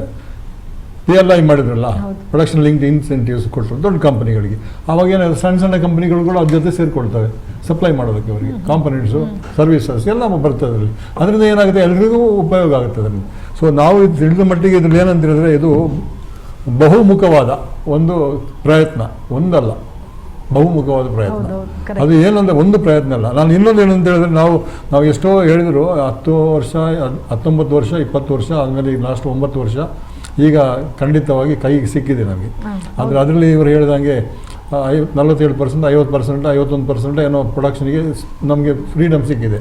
ಆಮೇಲೆ ಇನ್ನೊಂದು ಬಾಕಿದ್ದನ್ನೇ ಅಂತೇಳಿ ಸ್ಟೆಪ್ ಬೈ ಸ್ಟೆಪ್ ಅದು ಬೇಗ ಆಗುತ್ತೆ. ಯಾಕಂತೇಳಿ ಅವ್ರಿಗೂ ಅವಶ್ಯಕತೆ ಇದೆ. ಯಾಕಂದ್ರೆ ಇದು ಪ್ರಾಥಮಿಕ ಆಗಿರೋದ್ರಿಂದ ಅವ್ರಿಗೆ ಅಲ್ಲ, ಅದು ಅನುಭವ ಬರಬೇಕು. ಅನುಭವ ಮೇಲೆ ಬೆಳವಣಿಗೆ ಚೇಂಜ್ ಆಗುತ್ತೆ. ಈಗ ಫಾರ್ ಎಕ್ಸಾಂಪಲ್ ನಾವೀಗ FTA ಬ್ರಿಟನ್ ಜೊತೆ ಸಂಧಾನ ಒಪ್ಕೊಂಡಿದ್ದೇವೆ. ಆದರೆ ಅದು ಏನಾಗಿದೆ ಅಂದರೆ ಇನ್ನೂ ಅದೊಂದು ಕಾರ್ಯರೂಪಕ್ಕೆ ಬರಬೇಕಾಗುತ್ತೆ. ಬಂದಿಲ್ಲ, ಇನ್ನೂ ಬರಬೇಕಾಗುತ್ತೆ. ಬಂದಾಗ ಇನ್ನೂ ಟೈಮ್ ಹೋಗುತ್ತೆ. 2 ತಿಂಗಳು 3 ತಿಂಗಳು 4 ತಿಂಗಳು 5 ತಿಂಗಳು 6 ತಿಂಗಳು ಹೋಗುತ್ತೆ. ಆದರೆ ಏನಾಗುತ್ತೆ ಅಂತ ಹೇಳಿದ್ರೆ ಇದರಿಂದ ನೀವು ಹೇಳಿದಂಗೆ ಬಂಗಾರದ ಬಗ್ಗೆ ಯೋಚನೆ ಮಾಡ್ಕೊಳ್ಬೇಡಿ, ಅದು ಖಂಡಿತವಾಗಿ ಬೆಲೆ ಕಮ್ಮಿ ಆಗಲ್ಲ. ಬೆಳ್ಳಿ ಬೆಲೆನೂ ಕಮ್ಮಿ ಆಗಲ್ಲ. ಯಾಕಂತೇಳಿ ಎಲೆಕ್ಟ್ರಾನಿಕ್ಸ್ ಇಂಡಸ್ಟ್ರೀಸ್ನಲ್ಲಿ ಹೈಟೆಕ್ ಇದರಲ್ಲ ನಮ್ಮ ಖಂಡಿತವಾಗಿ ಅದು ಉಪಯೋಗ ಆಗುತ್ತೆ ಬೆಳ್ಳಿ. ಅದರಿಂದಾಗಿ ಏನಂದರೆ ಇನ್ನೂ ನಮ್ಮಲ್ಲಿ ಬೆಳವಣಿಗೆ ಜಾಸ್ತಿ ಆದಂಗೆ ಬೆಳ್ಳಿ ಉಪಯೋಗ ಜಾಸ್ತಿ ಆಗುತ್ತೆ ಒಂದು. ಮತ್ತು ಇನ್ನೊಂದು ಏನಂದರೆ ನಮ್ಮಲ್ಲಿ ಯಂಗ್ಸ್ಟರ್ಸ್ ಇದ್ದಾರೆ, 28 ವರ್ಷ ಅಂತ ಹೇಳಿದ್ರೆ 28ರಿಂದ 30 ವರ್ಷ. 28 ವರ್ಷದಲ್ಲಿ ಇರೋರು ಎಷ್ಟೋ ಜನ ಇದ್ದಾರೆ, ಇಂಜಿನಿಯರಿಂಗ್ ಹೊರಗಡೆ ಬಂದಿದ್ದಾರೆ. ಸ್ಕಿಲ್ ಡೆವಲಪ್ಮೆಂಟ್ ನಡೀತಾ ಇದೆ. ಇದೇ ರೀತಿಯಲ್ಲಿ ನಾನು ಹೇಳಿದೆ ದೊಡ್ಡ ಕಂಪನಿಗಳು ಅವ್ರದ್ದೇ ಒಂದು ಸ್ಕಿಲ್ ಡೆವಲಪ್ಮೆಂಟ್ ಸೆಂಟರ್ಗಳನ್ನು ಓಪನ್ ಮಾಡೋದು. ದೊಡ್ಡ ಕಂಪನಿಗಳು ಇನ್ಕ್ಲೂಡಿಂಗ್ ಅಜೀಂ ಪ್ರೇಮ್ಜಿ ಅವರು ದೊಡ್ಡದಾಗಿ ತುಮಕೂರಲ್ಲಿ ಮಾಡ್ತಾ ಇದ್ದಾರೆ, ಭಾಳ ದೊಡ್ಡದಾಗಿ 25 ಎಕರೆನಲ್ಲಿ ದೊಡ್ಡ ಇದು ಮಾಡ್ತಾ ಇದ್ದಾರೆ. ಅಂದರೆ ಯಾಕೆ ಮಾಡ್ತಿದ್ದಾರೆ ಅಂದರೆ ಅವ್ರಿಗೋಸ್ಕರ ಅಲ್ಲ, ಅದು ಜಗತ್ತಿಗೆ ಇಲ್ಲಿಂದ ಜಗತ್ತಿಗೆ ಕಳಿಸುವಂಥ ನಮ್ಮ ತಾಂತ್ರಿಕ ತಜ್ಞರನ್ನು ನಾವು ತಯಾರು ಮಾಡ್ತಾ ಇದ್ದೇವೆ. ಇಲ್ಲಿ ನಮ್ಮಲ್ಲಿ ಒಂದು ಏಜ್ ಅಡ್ವಾಂಟೇಜ್, ಎಜುಕೇಷನ್ ಅಡ್ವಾಂಟೇಜ್, ಇನ್ನೊಂದು ಏನಂತ ಹೇಳಿದ್ರೆ ನಮ್ಮಲ್ಲಿರುವಂಥ ಲೀಡರ್ಶಿಪ್ ಅಡ್ವಾಂಟೇಜ್ ಇದೆ. ಇನ್ನು ಮುಂದಕ್ಕೆ ಬರುವಂಥವ್ರು ಖಂಡಿತ ಅದನ್ನು ಪಾಲನೆ ಮಾಡ್ತಾರೆ. ಯಾರಿಗೂ ಏನು ಮಾಡಲಿಕ್ಕೆ ಆಗಲ್ಲ. ಈಗ ಏನು ನಡ್ಕೊಂಡು ಹೋಗ್ತಾ ಇದೆಯಾ ಅದಕ್ಕಿಂತ ಇನ್ನೂ ಜೋರಾಗಿ ಮಾಡುವಂಥ ವ್ಯವಸ್ಥೆಗಳು ಬರ್ತಾ ಇದೆ, ಖಂಡಿತ ಬರ್ತದೆ. ಅದರಿಂದಾಗಿ ತಾಂತ್ರಿಕತೆ, ಸಾಮಾನ್ಯರ ಉತ್ಪಾದನೆಯಲ್ಲಿ ಜನಸಾಮಾನ್ಯರಲ್ಲಿ ಉತ್ಪಾದನೆಯಲ್ಲಿ ತೊಡಗುವಂಥ ಕೆಲವು ವಸ್ತುಗಳು ಅದಕ್ಕೂ ಬೆಲೆ ಬರ್ತದೆ, ಅದಕ್ಕೆ ಮಾರ್ಕೆಟ್ ಬರ್ತದೆ. ಎರಡನೇದಾಗಿ ಅಲ್ಲಿಂದ ನಾವು ಇಂಪೋರ್ಟ್ ಮಾಡುವಂಥ ವಸ್ತುಗಳನ್ನು ಇಂಪೋರ್ಟ್ ಮಾಡ್ಕೊಳ್ಬೋದು, ನಾವಿಲ್ಲಿ ಉತ್ಪಾದನೆ ಮಾಡ್ಕೊಳ್ಬೋದು. ಅದು ತುಂಬ ಒಳ್ಳೆಯ ಅವಕಾಶ ಸಿಕ್ಕಿದೆ ನಮಗೆ. ಆಮೇಲೆ ನೀವು ರುಪಿ ವ್ಯಾಲ್ಯೂ ಬಗ್ಗೆ ನಾವು ತಲೆ ಕೆಡಿಸೋ ಅವಶ್ಯಕತೆ ಇಲ್ಲ. ಯಾಕಂದರೆ ರುಪಿ ಎಕ್ಸ್ಪೋರ್ಟ್ ಮಾಡುವಾಗ ಒಳ್ಳೆ ಬೆಲೆ ಬಂದುಬಿಡ್ತದೆ. ಇಲ್ಲ ಅಂದ್ರೆ ಈಗ ಮೋದಿ ಸರ್ಕಾರ ಅಂದ್ರೆ ಮೋದಿ ಅವರು ಎಂಟ್ರಿ ಆದಾಗ್ಲಿಂದಾನೇ ಈ ರುಪೀಸ್ ವ್ಯಾಲ್ಯೂ ಕಮ್ಮಿ ಆಗಿದೆ ಆರ್ಥಿಕತೆ. ಇಲ್ಲ ಅದು ತಪ್ಪು. ಅದು ಏನು ಗೊತ್ತುಕೊಂಡು ನಿಮಗೆ, ಮೊದಲು ನಮಗೆ ನಾನೇ ನೆನಪಿದ ಮಟ್ಟಿಗೆ 45ರಿಂದ 50 ರೂಪಾಯಿ 51 ರೂಪಾಯಿ ನಾವು ಡಾಲರಲ್ಲಿ ಎಕ್ಸ್ಪೋರ್ಟ್ ಮಾಡಿ. ಆವಾಗ ಯುರೋಪ್ನಲ್ಲಿ ಕೂಡ ಡಾಲರೇ ಅಕ್ಸೆಪ್ಟ್ ಮಾಡ್ತಾ ಇದ್ರು. ಒಂದ್ಸಲ ಯುರೋಪಿಯನ್ ಯೂನಿಯನ್ ಆಯ್ತಲ್ಲ, ಅದಾದಮೇಲೆ ಯೂರೋ ಬಂತು. ಯೂರೋ ಬಂದಾಗ ನಮಗೆ ಬೆಲೆ ಜಾಸ್ತಿ ಬಂತು. ಈಗ euro must be around 110 or 100 112 ಇರಬೇಕು, 110 112 ಇರಬೇಕು. ಇದು ಡಾಲರ್ ಇಸ್ 91. ನಮಗೇನಾಗಿದೆ ಉತ್ಪಾದನೆ ವೆಚ್ಚ ಮತ್ತು ನಮ್ಮ ಡಿಫರೆನ್ಸ್, ಯುರೋಪಿಂದ ನಮ್ಗೆ ಯಾರು ಕಸ್ಟಮರ್ ಬಂದರೆ ಖುಷಿಯಾಗಿ ಕೊಡ್ತೇವೆ, ಯಾಕಂದರೆ ಅಲ್ಲಿ ಲಾಭ ಜಾಸ್ತಿ ಇದೆ, ಲಾಭ ಜಾಸ್ತಿ ಇದೆ. ನಮಗೆ ರಿಯಲೈಸೇಷನ್ ಜಾಸ್ತಿ ಆಗುತ್ತೆ. ನಮ್ಮಲ್ಲಿರುವಂಥ ಸೇವೆ ಇದೆಯಲ್ಲ, ಪರ್ಟಿಕ್ಯುಲರ್ಲಿ ಸೇವಾ ವಿಭಾಗದಲ್ಲಿ, ಸರ್ವಿಸ್ ಸೆಕ್ಟರಲ್ಲಿ ಅವರಿಗೆ ಒಳ್ಳೆ ಅವಕಾಶ ಇದೆ. ಈಗ ಟೂರಿಸಮ್ಗೆ ಇನ್ನೂ ಅವಕಾಶ ಜಾಸ್ತಿ ಆಗುತ್ತೆ. ಹೌದು, ಕರೆಕ್ಟ್. ಟೂರಿಸಮ್ಗೆ ಜಾಸ್ತಿ ಆಗುತ್ತೆ, ಯಾಕಂತ ಹೇಳಿದ್ರೆ ಜನ ಈಸಿಯಾಗಿ ಹೋಗ್ತಾರೆ, ಈಸಿಯಾಗಿ ಬರ್ತಾರೆ. ಆಮೇಲೆ ಇನ್ನೊಂದು ಏನಂತ ಹೇಳಿದ್ರೆ ಲೇಬರ್ ರೆಸ್ಟ್ರಿಕ್ಷನ್ಸ್ ಇಲ್ಲ ಅಲ್ಲಿ. ಏನಂತ ಹೇಳಿದ್ರೆ ಲೇಬರ್ ರೆಸ್ಟ್ರಿಕ್ಷನ್ಸ್ ಅಲ್ಲಿ ಅಗತ್ಯ ಇದ್ರೆ ಇಟ್ಕೊಳ್ತಾರೆ, ಇಲ್ಲದ್ರೆ ಕಳಿಸ್ಬಿಡ್ತಾರೆ ಅಷ್ಟೇ. ಆಮೇಲೆ ಮೊದಲೆಲ್ಲ ರೆಸ್ಟ್ರಿಕ್ಷನ್ಸ್ ಇತ್ತು, ನಮ್ಮಲ್ಲಿ ಎಲ್ಲ ಒಂದು ಡಾಕ್ಯುಮೆಂಟು ಅದು ಇದು ಸರ್ಟಿಫಿಕೇಶನ್ ಎಲ್ಲ ಬೇಕಾಗಿತ್ತು. ಈಗೇನಂದರೆ ಅವ್ರಿಗೆ ಸರಿಯಾಯಿತು ಇಟ್ಕೊಳ್ತಾರೆ, ಎಲ್ಲ ಕಳಿಸ್ಬಿಡ್ತಾರೆ ಅಷ್ಟೇ. ಈಗ ನೀವು ಹೇಳಿದಂಗೆ ಇದೊಂದು ಬೃಹತ್ ಅವಕಾಶ ನಮ್ಮ ಆರ್ಥಿಕ ಬೆಳವಣಿಗೆಗೆ. ರಾಜಕೀಯದ ಒಂದು ದೃಷ್ಟಿಕೋನದಲ್ಲಿ ನೋಡೋದಾದರೆ ನೀವು ಟ್ರಂಪ್ ಬಗ್ಗೆ ಏನು ಹೇಳಿದ್ರಲ್ಲ, ಟ್ರಂಪ್ ಖಂಡಿತವಾಗಿ ಬಗ್ಲೇಬೇಕಾಗತ್ತೆ, ಖಂಡಿತ ಬರ್ತಾರೆ, ಅಲ್ಲ ಬಗ್ಲೇಬೇಕಾಗುತ್ತೆ. ಯಾಕಂತ ಹೇಳಿದ್ರೆ ನಾವು ಮಾರ್ಕೆಟ್ ಹುಡ್ಕೊಂಡು ಅಮೆರಿಕ ಹೋಗೋ ಅವಶ್ಯಕತೆ ಇಲ್ಲ. ನಾವು ಮಾರ್ಕೆಟ್ ನಮ್ಮ ಪಕ್ಕದಲ್ಲೇ ಇದ್ದಾರೆ, ಅಲ್ಲಿ ಹೋಗ್ತೇವೆ ನಾವು ಮಾರ್ಕೆಟ್, ಅಲ್ವಾ? Correct sir. ಇದು ಸರ್ ಅದ್ರ ಜೊತೆಗೆ ನಾನು ಸೇರಿಸಬೇಕಾಗಿರೋದು, ಈ ಒಂದು ಇದಕ್ಕೆ ಆಲ್ಮೋಸ್ಟ್ 4 ಬಿಲಿಯನ್ ಡ್ಯೂಟೀಸ್ ಮಿಗುತ್ತೆ ಎರಡು ಕಂಟ್ರೀಸ್ಗೂ. ಡ್ಯೂಟೀಸ್ ಕಟ್ಟಬೇಕಾಗಿರುವಂಥದ್ದು ಇದು ಮಿಗಿತ್ತು. ಆಮೇಲೆ ಮ್ಯಾನುಫ್ಯಾಕ್ಚರಿಂಗ್ ಸೆಕ್ಟರ್ಸ್ ನಲ್ಲಿ ಈಗ ಸುಂಕಾಸ್ತ್ರದಿಂದ, ಅಮೆರಿಕ ಸುಂಕಾಸ್ತ್ರದಿಂದ ಏನ್ ಮಾಡಬೇಕು, ಮ್ಯಾನುಫ್ಯಾಕ್ಚರಿಂಗ್ ಸೆಕ್ಟರ್ಸ್ ಎಕ್ಸ್ಪೋರ್ಟ್ಸ್ ಎಲ್ಲಿ ಮಾಡಬೇಕು ಅಂತ ಇರಬೇಕಾದಾಗ ಅದೊಂಥರ ಚಿಂತೆಯ ಮಾತಾಗಿತ್ತು. ಆದ್ರೆ ಇವಾಗ we have another market. We don't want means ನಾವು ಅಮೆರಿಕನ್ ಮೇಲೆ ಡಿಪೆಂಡ್ ಆಗುವಂಥದ್ದಲ್ಲ. ಮೀನ್ಸ್ ಎವ್ರಿಥಿಂಗ್ ಇಸ್ ನಾಟ್ ನೀವೇ ಅಂತ ಹೇಳುವಂಥದ್ದಲ್ಲ. there is another market and there is another bigger market compared to the American market. The European market is a bigger market, so diversifying. ಇನ್ನೊಂದು better options ಏನು ಅಂದ್ರೆ, there is a 100 billion defence fund related, research defence fund related European Union ಅಲ್ಲಿ. So ಅದೇನಂದ್ರೆ that will be the legal gateway for Indian talents.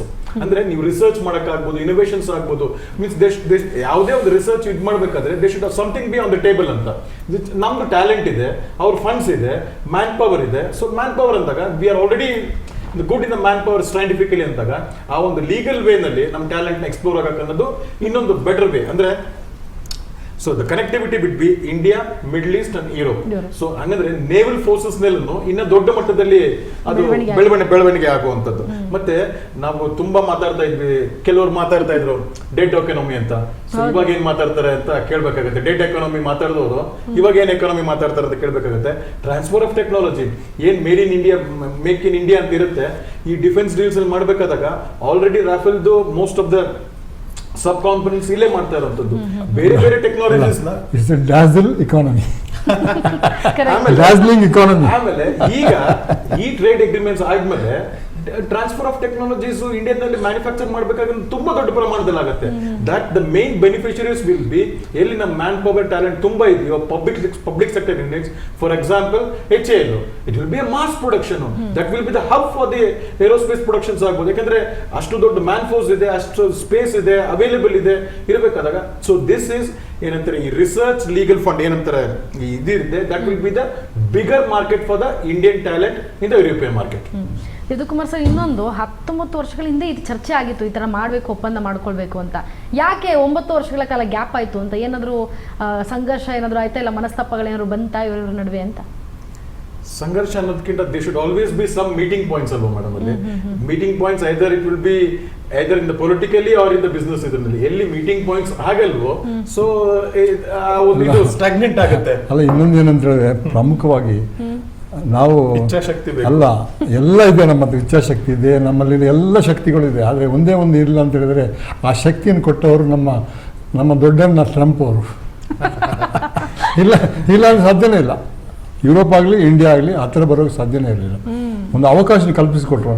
ನಿಮ್ಮಲ್ಲಿ ನೋಡ್ರಿ, ನಾನು tariff ಹಾಕ್ತೇನೆ, ನಾನು ನಮ್ಮ ನೇವಿ ಡಿಫೆನ್ಸ್ ನಿಮ್ಮ ಓಷನ್ ಕಳಿಸ್ಬಿಡ್ತೇನೆ, ನಮ್ಮ ಹೈಟೆಕ್ ಇದನ್ನು ನಾನು ಕೊಡೋಲ್ಲ ನಿಮಗೆ ಅಂತೇಳಿ.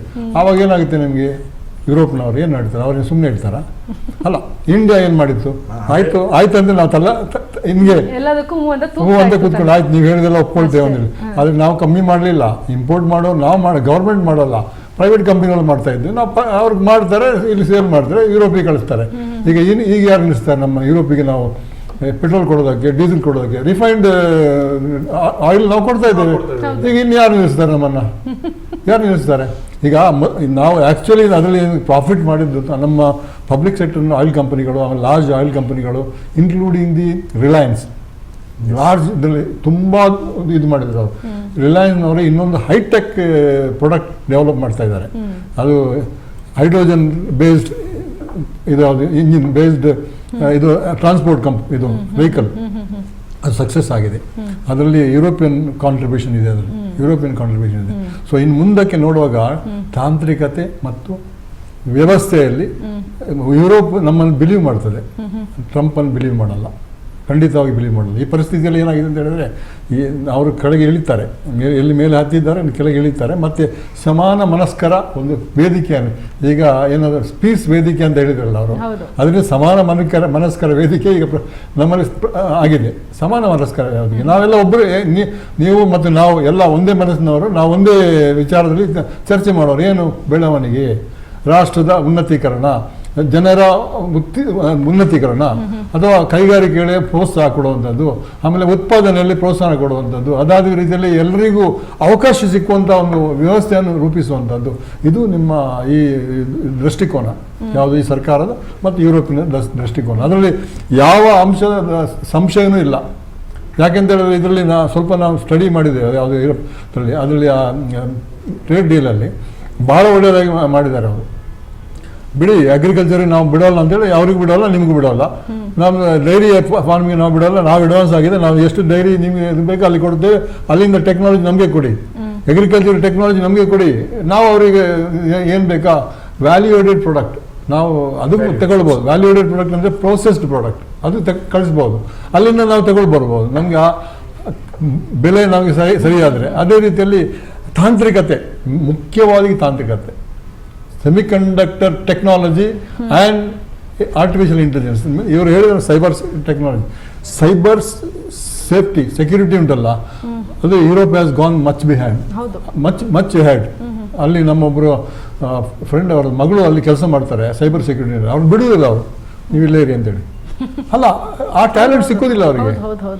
ಅಲ್ಲಿ ಶನಿವಾರ ಭಾನುವಾರ ಕೆಲಸ ಮಾಡಲ್ಲ, ಶುಕ್ರವಾರ ಮಧ್ಯಾಹ್ನ ಮೇಲೆ ಎಲ್ಲ ಹೋಗ್ಬಿಡ್ತಾರೆ ಅಲ್ವಾ.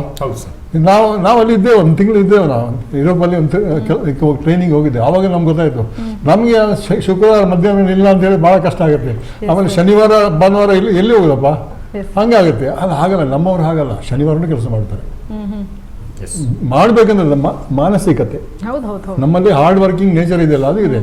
ಆಮೇಲೆ ಸಿಂಪ್ಲಿಸಿಟಿ, ಇಂಡಿಯನ್ ಸಿಂಪಲ್. ಸೊ ಅದಕ್ಕೆ ಏನಂತ ಹೇಳಿದ್ರೆ ಲೈಕ್ ಇಂಡಿಯನ್ಸ್.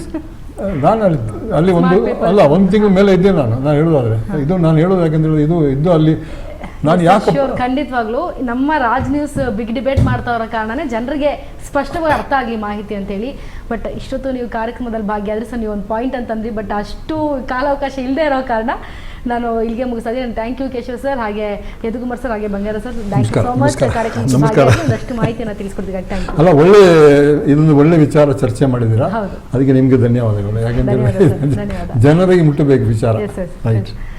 ಇದಾಗಿತ್ತು ಇವತ್ತಿನ ವಿಶೇಷ ಬಿಗ್ ಡಿಬೇಟ್. ನೋಡ್ತಾ ಇರಿ ರಾಜ್ ನ್ಯೂಸ್ ಕನ್ನಡ, ಜನ ಸೇವೆಗೆ ನಾವು ಸದಾ ಸಿದ್ಧ.